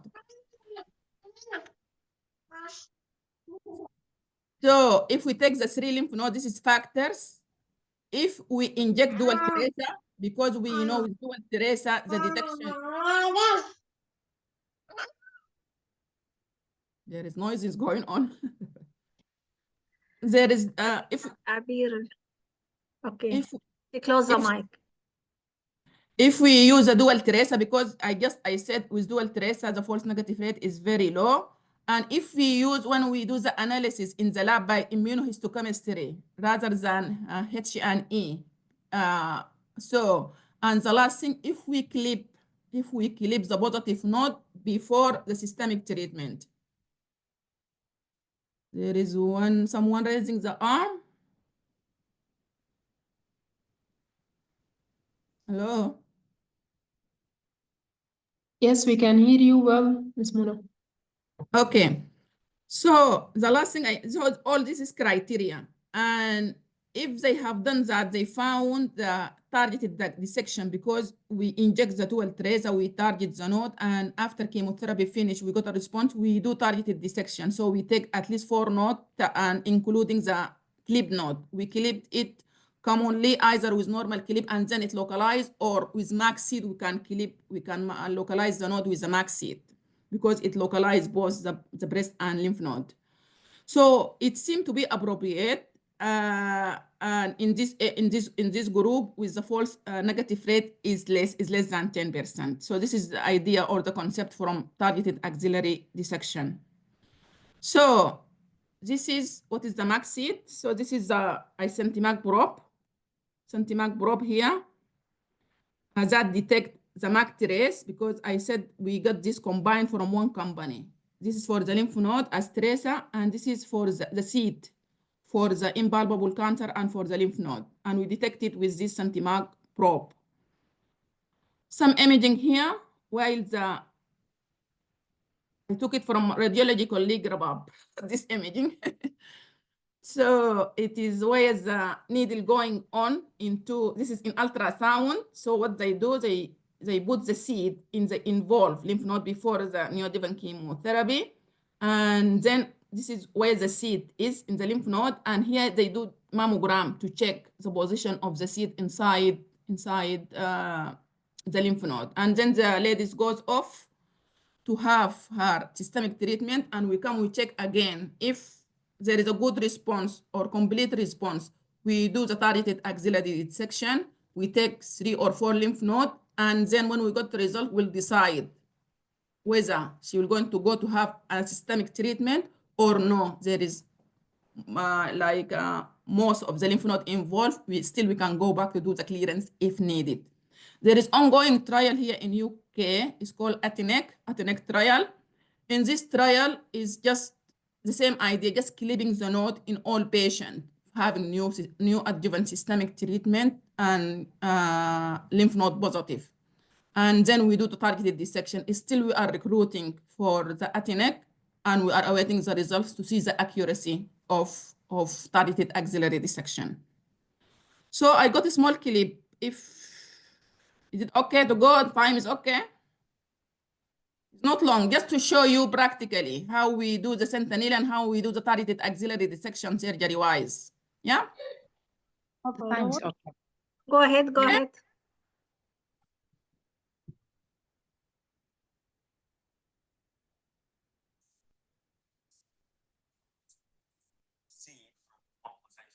We can't hear the voice.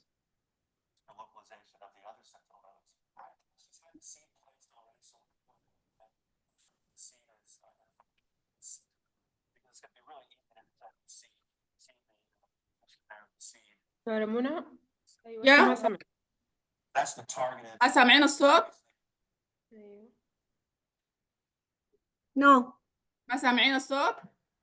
no. لا شايفين الفيديو بس ما سامعين الصوت. الصوت عندنا واضح، ما عارفة. كلكم ما سامعين الصوت؟ ما سامعين. كده؟ Just a second.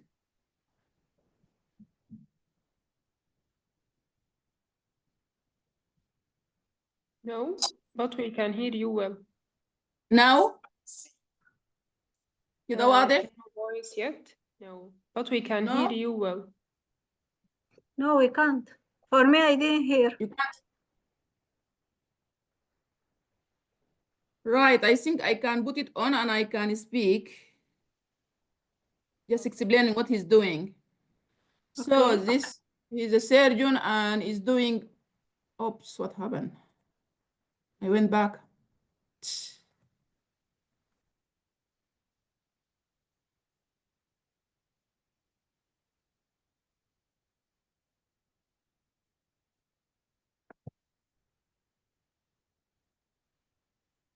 Okay.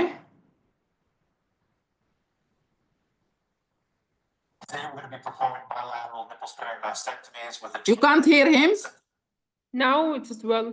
Yeah, better. Not clear. We couldn't recognize what he's saying. We could hear voice, but not very clear. It's better to explain yourself.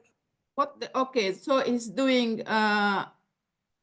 targeted axillary dissection before he's doing mastectomy and reconstruction. So he's injecting,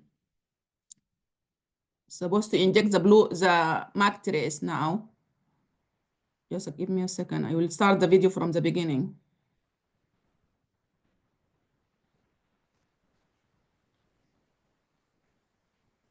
So he's using MAC trace to do targeted axillary dissection.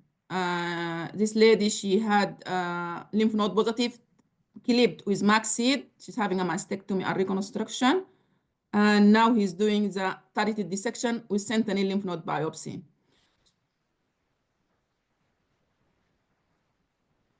So this is a probe where we detect the activity of the seed because she got a seed in the axilla for the lymph node positive.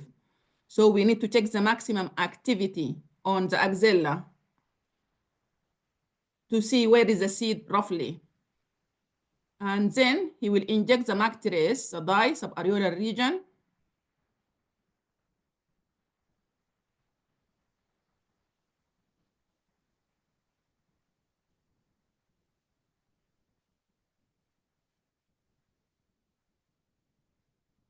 It's 2 mL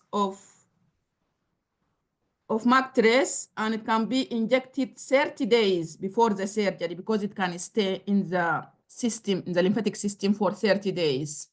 So I will come to that later. But on table, we can do it 2 mL and we massage for 5 minutes for the trace to travel to the lymphatics. And then intraoperatively, again checking the axilla. Because the seed itself is detected by the same probe. You get the maximum activity with this probe to find what is the lymph node that with the seed. But the MAC trace, it get less activity. The maximum activity is 999. So you can see in the here. So this is where he found the lymph node with the seed, the targeted node.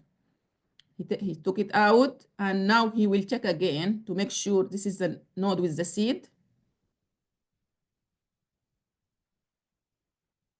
Yeah, this is the maximum activity. It means this is the node with the seed. What we do in theater, we do X-ray to make sure we got the seed in the node. It shouldn't stay in the body. And now there is more colored node, which is a brown one. He will take it as sentinel node. So as we said, it has to be at least 3 nodes. So he has to take more nodes. That has taken the trace. And the activity is less than the max seed, with the max trace, with the dye, with the tracer.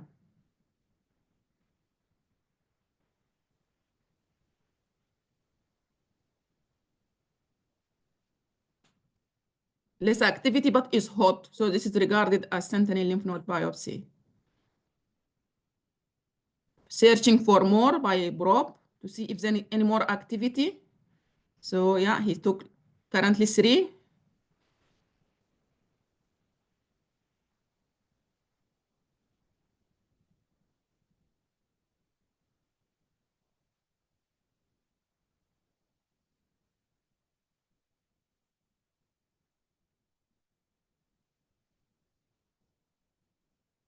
A bit brown color.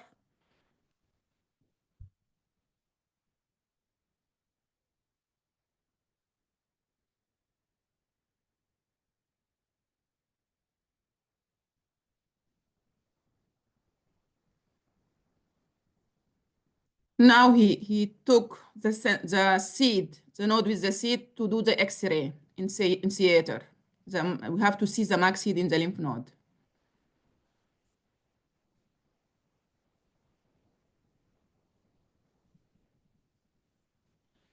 There is 2 seed, I guess. This is the max seed, and this is the seed from before. Some centers they do localization on the day, but in our center we put the max seed before chemotherapy.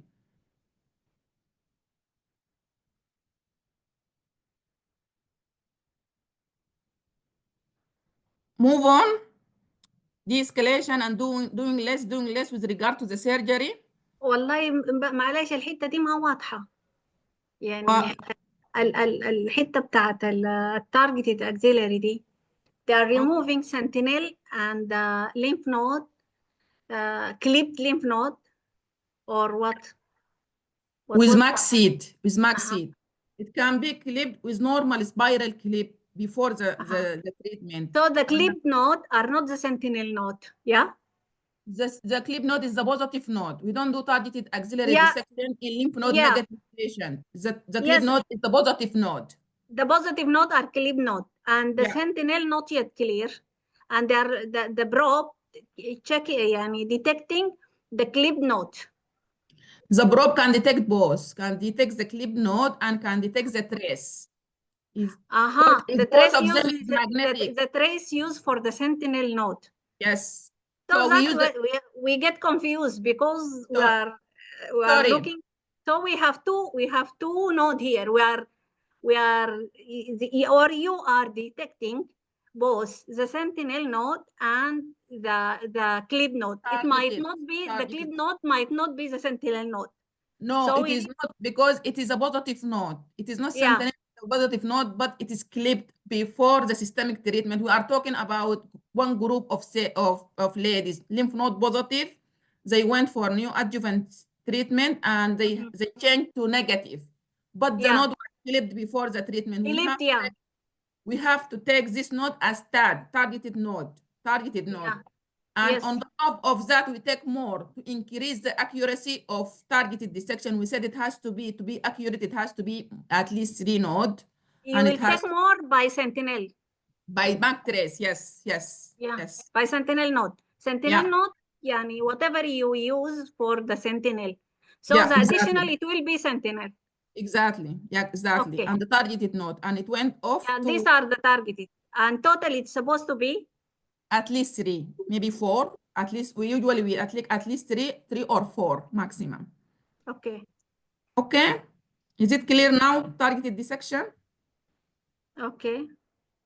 And as I said, there is trial going on now in UK to give us more information and results about whether the targeted dissection it is a safe option for lymph node positive or no. We have to go to clearance because we have to wait for this trial. It is recruiting now in UK for this group of patients. We'll move on to less surgery, which is no axillary surgery in a specific group of patients. So there is recent trial. It's called SOUND trial that has been published end of last year. The idea of SOUND trial, they would like to see whether we can spare the ladies with early stage breast cancer having lymph node negative, normal ultrasound of the axilla, and not to have any axillary surgery. So they randomize the patient into standard treatment, sentinel lymph node biopsy with their breast cancer surgery, and no lymph node operation. But they have to be T2, which is less than 2 centimeter cancer, biologically favorable disease, ERBR positive, HER2 negative, and normal ultrasound on the axilla. So sentinel lymph node biopsy one group, and the other group no sentinel lymph node biopsy. And it just published end of last year, and they found again there is no difference in terms of overall survival, disease-free survival, or recurrence after 5 years of follow-up between two groups. So I guess in future, this indication of not to do any surgery in this age group or elderly patients that won't benefit from major systemic treatment will benefit from this. So with SOUND trial, we can spare some ladies with early stage breast cancer to have a sentinel lymph node biopsy. Okay? So just I shed the light on the role of lymph nodes in DCIS in general. Okay? So according to guidelines here in UK, it's called NICE guideline, which is National Institute for Clinical Excellence Center. So there is a guidelines. Most of the UK center followed this guideline. For breast conserving surgery with DCIS, we don't do any lymph node biopsy. There is, of course, some exception. And for mastectomy, NICE suggested to do sentinel lymph node biopsy with mastectomy if we are doing mastectomy in case, because indication for mastectomy is going to be extensive DCIS. With extensive DCIS, we have to expect upgrade of invasive cancer, of DCIS to invasive cancer. So they recommend to do with mastectomy sentinel lymph node biopsy. But again, Sentimag group, they have conducted a study. It's called Sentinode trial. In this trial, what did they do?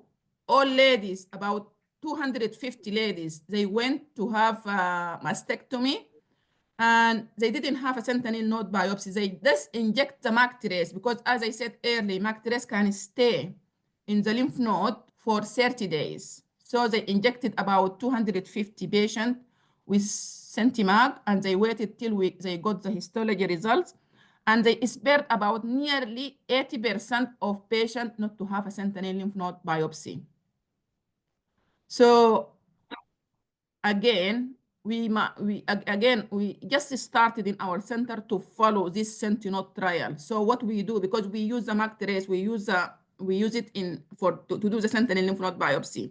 Any lady with mastectomy with DCIS, we inject MAC trace, we wait for the final histology, and then see if there is any invasive component. We go back because we got the trace in the lymph node. We go back, simply take the lymph node. But if it's all still stayed as DCIS, just we spare them to have sentinel lymph node biopsy because sentinel lymph node biopsy is still, there is some morbidity associated with it. Is less than axillary node clearance, of course, but still there is associated morbidities of lymphedema, shoulder stiffness, and numbness of the arm.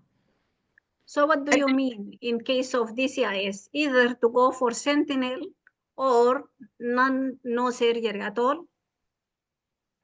We are talking about mastectomy.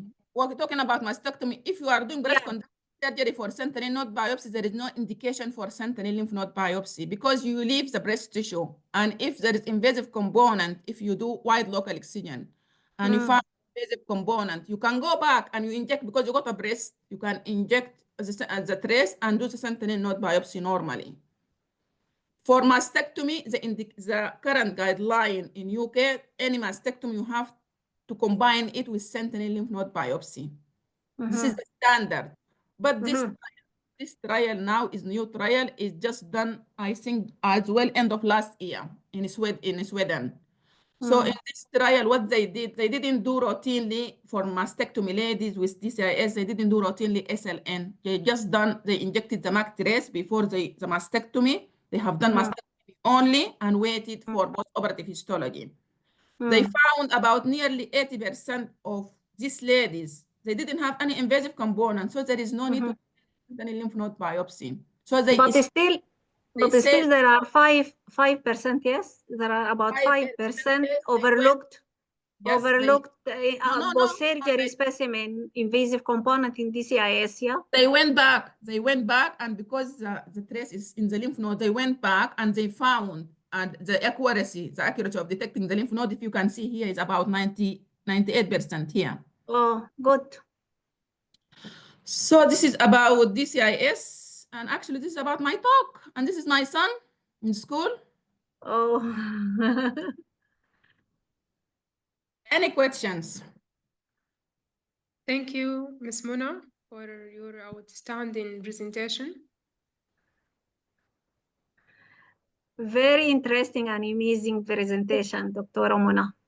Thank you. حقيقة أنا في أشياء كثيرة في الحتة بتاعت I did not, as I mentioned early in my presentation, I have no experience of MDTs.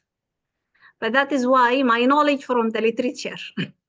Yeah, regarding you have done great, but especially in the axilla, it is very vital to discuss the ladies in MDT. It's very vital. And because there is always a lot of debate in managing the axilla. For example, if the ladies they are lymph node positive, I then change to negative, but they are young. So sometimes we advise axillary node colon. So it has to be discussed like at individual basis, but this is the idea of multidisciplinary. So we have to discuss all cancer patient we treat. It has to be discussed in multidisciplinary approach. Even when we went to Sudan in February, and we said to them, even with the phone, you ask the oncologist, you don't treat the patient yourself. You call the oncologist, you call the radiologist. You have to collaborate with other specialties for better treatment for the ladies. يلا أنا شغالة MDTs by phone، ده أنا شغالة أساساً in my practice. يعني دايماً I get communicate مع السيرجونز، مع الأونكولوجيست، مع كده طوال باثولوجيست. الكوميونيكيشن ده شغالين فيه، لكن كده يعني formal MDTs لا.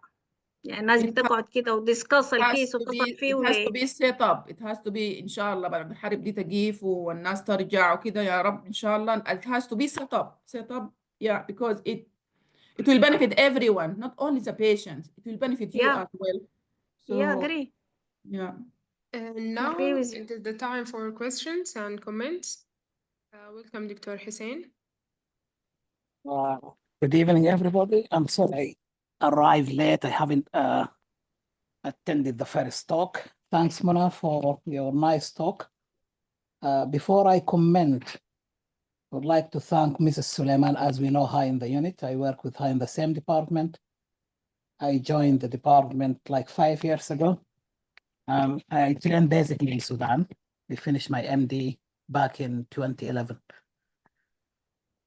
And at the moment, I work with Mrs. Suleiman in the same unit. I would like to thank her for all support since I arrived 5 years ago with nearly limited or no experience in breast. And to date, I have nearly all my independent work, although I'm not in a consultant job, but I do a lot of independent work in clinics and theaters because I learn from the best. Thank you, Mona. Thank you, Hussein. Thank you so much. Congratulations, Muna. Hussein, So- you are great as well. Let me comment on that before, if you'd like to ask question. You are great as well. So we know all people from Sudan, they are keen to learn. And you are keen to learn. So you progress so fast. You progress so fast. And this is our duty to help each others. Thank you. So my first comment will be on the 4-node sample. I attended a course last month in Budapest, and they totally discourage 4-node sample. If you can get a sentinel lymph node biopsy that is active, bulbable, or blue or brown, that's it. Otherwise, you can use ultrasound. If it is not available or you don't have the experience, just abandon the procedure. Don't do cherry picking. Don't do 4-node samples because it is not helpful and it is damaging. This is a comment from Uppsala in Sweden, and they discourage completely doing any cherry picking. Yeah. Intraoperative, you mean intraoperative ultrasound? Yeah, intraoperative ultrasound. You can use the blue, bulbable, or active. But if you haven't got anything, don't do cherry picking on and take 4 random nodes. Well, it's good to know that. But what about if you haven't got a training as a surgeon in doing ultrasound? So just leave it alone, I guess. Yes, Yeah. leave it alone, because this guideline based on the sound trial, if it is negative, then it is negative. You don't need to do it. There is no survival benefit, and it is just a staging procedure. So just stop if you don't find a sentinel lymph node biopsy. Don't do damage. Do not add anything. Good to know. So what is the evidence? Is there any evidence? The evidence is a sound trial. Sound. Okay. Yeah. If it is negative, it is negative. Don't do it. Right. Okay.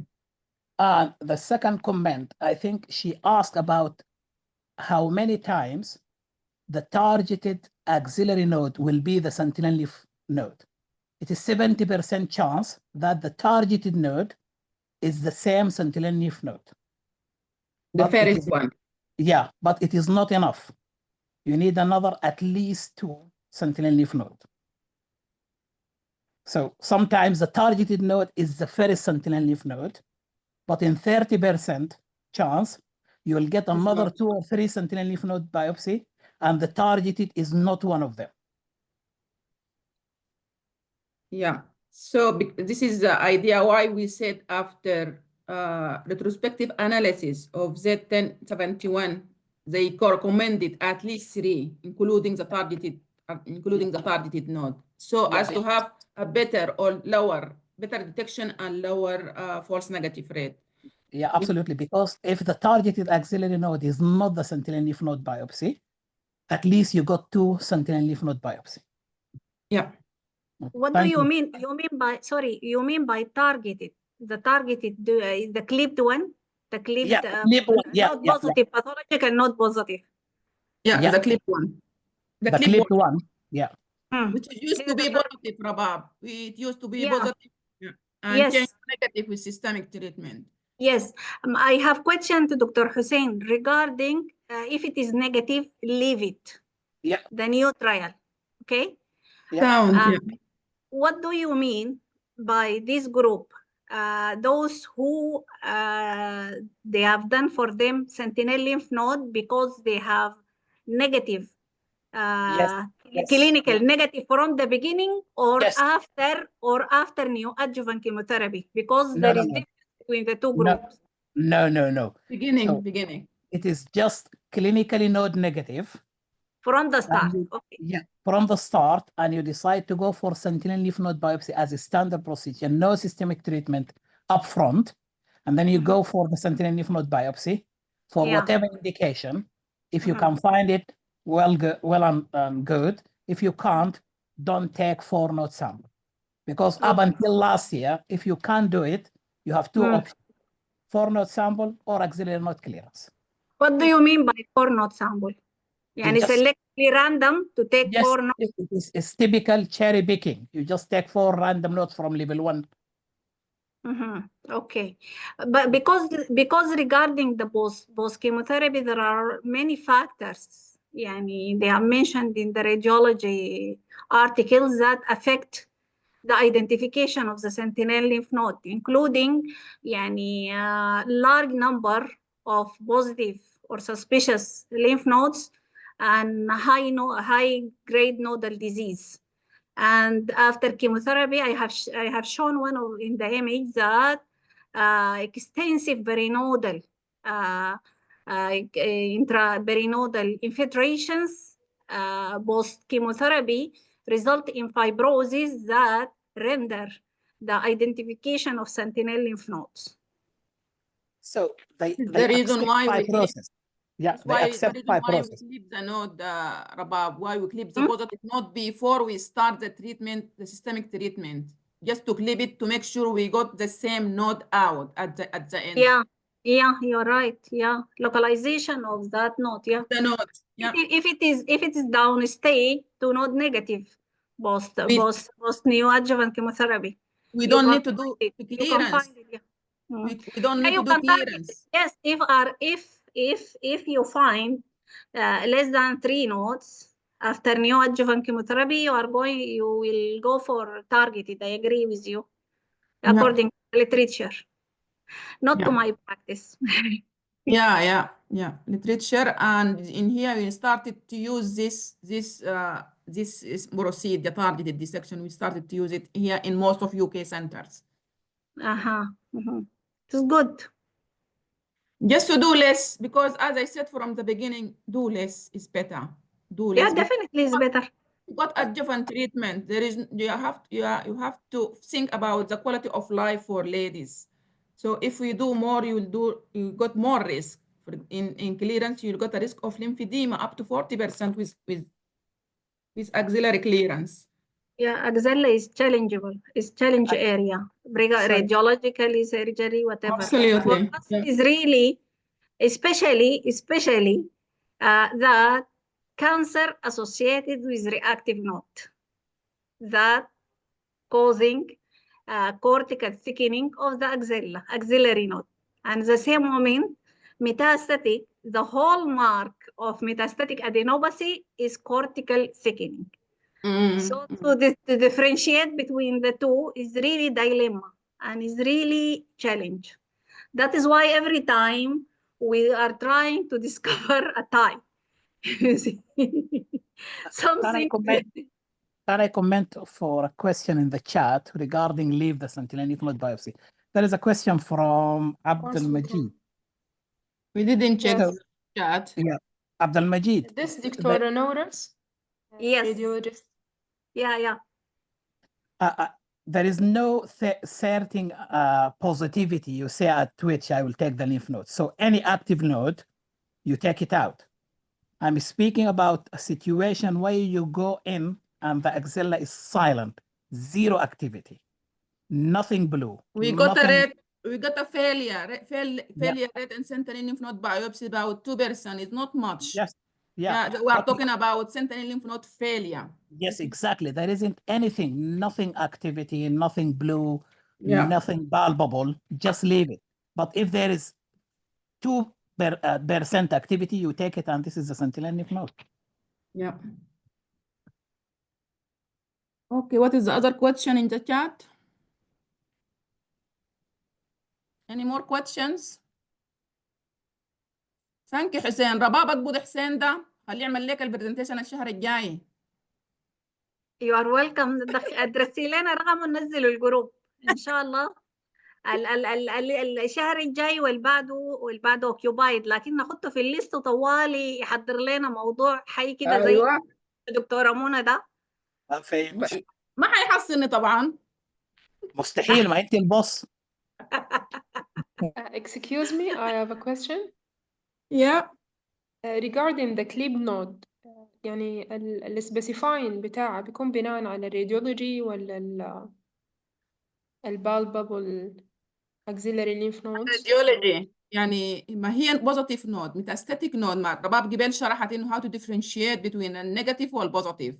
So Okay. total information from الراديولوجيست عندنا lymph node positive. يعني حتى في انا كنت متوقع question تسالوني تقول لي مثلا اذا في كميه من الليمف نود positive what we will do. Okay. يكون في كميه من اذا في ليمف نود واحده involved this is easy بنخط فيها كليب يعني راديولوجي وايز باي الترا ساوند وهيستولوجي لانه هم بيعملوا Okay. كور بايوبسي او اف ان سي تبروف انها ميتاستاتيك. Okay. فبنخط فيها كليب ايزر نورمال كليب ولا السيد ده الماكس سيد ده السنترز مش فيها السيد الماكس سيد ده بيتخطى السيد بيتخطى في I showed you some photos in my presentation how they put it. Yes. Same way like biopsy, when we take the biopsy from the lymph node, the same way. But there is a special gun that gets the seed, max seed, into the lymph node. And then they check it with mammogram, in X-ray. So this is radiology criteria. So radiologist بيقول لنا this is lymph node بنقول لهم احنا عايزين to clip lymph node دي لأنه الليدي دي عايزة new adjuvant treatment. If we are planning to do clearance from beginning, there is no need إنه to clip أي node. لكن لو الليدي عندها lymph node 1 or 2 or 3, we would like her to have new adjuvant treatment, new adjuvant chemotherapy. We will ask a radiologist to clip the lowest node in the way. واحدة بس بنعمل كليب لواحدة بس أو إذا هي واحدة بس we clip it بالسيد. وبتمشي للكيموثيرابي بالسيد بتاعها. لما نجي بعد الكيموثيرابي بتعمل لها assessment again. هل حصل response radiological response ولا ما حصل؟ لو حصل radiological response, yes, we will do the targeted dissection the same way I told you. We take a clip node دي و more node to increase the accuracy بتاع البروسيديا. Okay. Can I Thank you, add Ms. Mona. something here for Nihad? Regarding radiology, then you have two ways, okay? Either by imaging, ultrasound, the node is highly suspicious, okay? The most suspicious and easy accessible node is a node has to be clipped, you see? The largest, the highest suspicious and more accessible. This is one. If biopsy, yeah. So, and at the time of biopsy, you can clip it. Or if you have done a biopsy and at the same moment they have frozen sections and they can have a pathology result for 1 or 2 or 3 lymph nodes, then you are going to clip the one which is pathologically proven metastatic node. And biopsy. If one of the three proven to be a pathology, metastatic, pathologically metastatic lymph node, you are going to clip the one proved to be pathologically metastatic. Otherwise, you will select by the criteria which one is more suspicious and more accessible. And if you have multi-level lymph nodes and you want to biopsy, if you have axillary, all level of the axillary up to the supraclavicular, and you want to biopsy these, you are going to do core biopsy for level 1 axilla and FNAC for the supraclav, and you leave the one in between. If the supraclav tend to be metastatic, that means, and the axillary metastatic, that means in between all, it will be a metastatic lymph node or metastatic lymph nodes.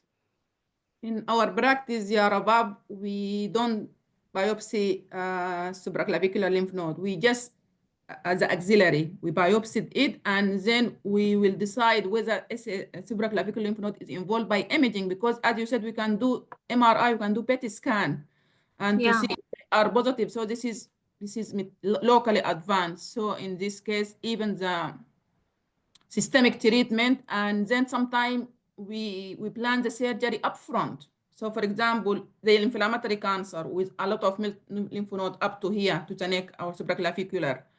So this is the role of MDT. So if this is like a bad disease, very locally advanced, and the rate of risk of recurrence is more. So in this case, sometimes we plan the surgery even before the response. So we say this lady, even she got a good response, we have to do axillary node clearance. But But we don't do the supraclavicular node. We rely more on the imaging rather than biopsy. The practice, yeah, agree with you. The practice difference from department to the Yes. other. From area to area, even here in UK, there is some variation there are variation in the practice, and even in some practice they are using ultrasound. In the other practice, they depend on MRI at the initial imaging techniques. You see, and some they are doing only level 1 and level 2, and remain the others on ultrasound. And the remain lymph nodes, if it's advanced disease, then they directly proceed for cross-sectional imaging like CT, MRI, and so forth. Regarding MRI, the shortage of MRI, the coil usually not cover the supraclavicular, but can be visualized on CT. The CT is superior to MRI in this situation, but ultrasound can evaluate the supraclavicular lymph nodes and all.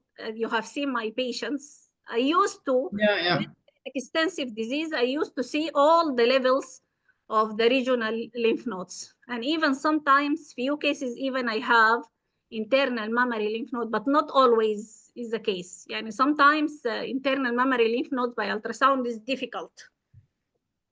But it depends, as you mentioned, I'm not following any MDT rules or plan. I'm following just my practice, how to help the patients. There is no MDTs في السعودية? Because you're based in Saudi, صح? I left before they started MDTs. MDTs. Okay, but it's important. It's important. Important. I agree. The idea of this teaching session, if we come up with just teach the junior, the registrar, the middle, they just starting their practice to start to think about it, to establish it in Sudan rather than كل زول to treat by himself. ما عارف الحاصل. This is. No, but I used to contact, for all of my patients, I used to contact all of the teams, the surgeons, the oncologists. That is why يعني ده السبب اللي خلاني اعرف كل الجروب، والان كلهم معي في جروب الواتساب. I'm the one who had done that WhatsApp group. السودانيز club breast imaging club ده ولا breast club or board, I forget its name. الجروب ده انا عملته 2022. اوكي. فبمعرفتي بالجماعة كلهم دخلتهم فيه، والسبب إنه كان عندنا فينومينا كويس. دي مناسبة إنه برضو نقول لك عليها. عندنا فينومينا جديدة في السودان. لو لاحظتي هسه في الإيمج، قدمت إيمج في الام ار اي، لو شفتيها في extensive lymphatics في الميديال بريست of the يعني ipsilateral extended across parasternal into the contralateral breast. I have done a study and we found almost 50% of Sudanese ladies have this phenomenon, which is not common, not in the practice. And I practiced breast for many years, since 2003. I haven't seen this phenomenon. I suggest they have additional lymphatic plexus in their medial breast. Apart from that in the superior plexus, that help yani rapid spread of the breast cancer from the same to the contralateral. عندنا يعني cases عدد كبير من الحالات. ان شاء الله we are going to present it في فبراير ان شاء الله. كان المفروض يكون في السيمبوزيوم، ولانه لقينا انه ده موضوع محتاج ديسكشن ومحتاج الناس تقعد فيه وتاخد فيه آراء ويغير حتى يفكروا في المانجمنت بتاع، لانه عندنا بايلاترال ديزيز يعني مش اقول لك كومون يعني اكثر من كومون في السودان. معناتها the reason why there is a bilateral. وعندنا دي الحاجات اللي كان يعني الاوبزرفيشنز انه البايلاترال ديزيز عندنا يانج ليديز. عندنا عملنا 2 ستاديز، يعني انا عملت مع نواب 2 سيسيز. لقينا عندنا الاقل من 40 في ستادي كانوا 19 وقريب ال 20، وفي study كانوا 30 وشوية %. اليانجر ذان 40 اللي هو ده ما ماشي مع الانترناشونال خالص طبعا. too much.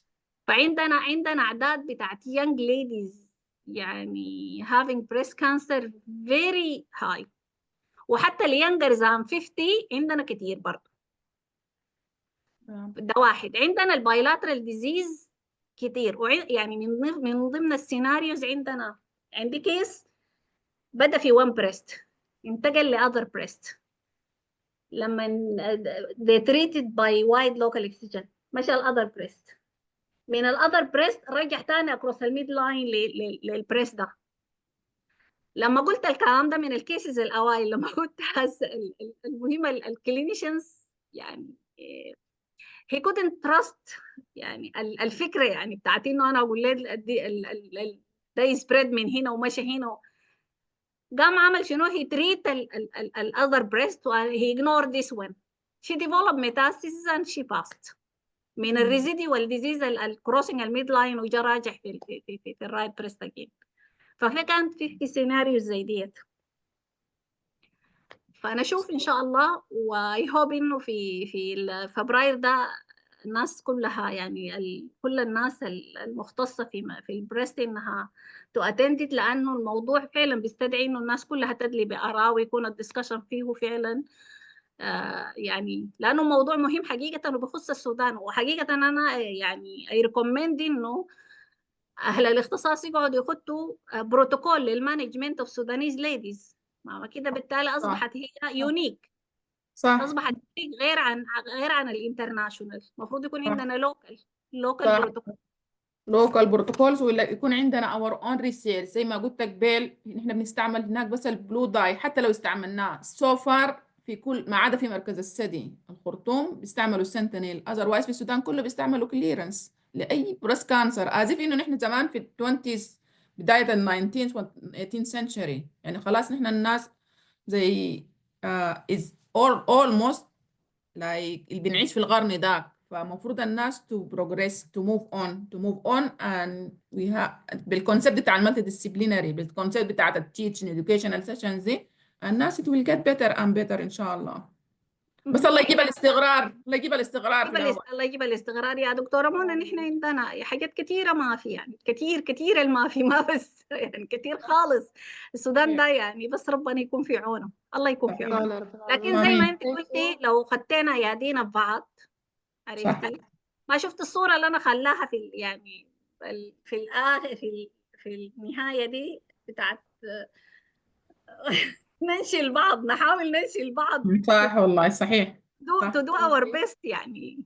كله اللي فوق يرفعوا معاهم اللي تحت صحيح.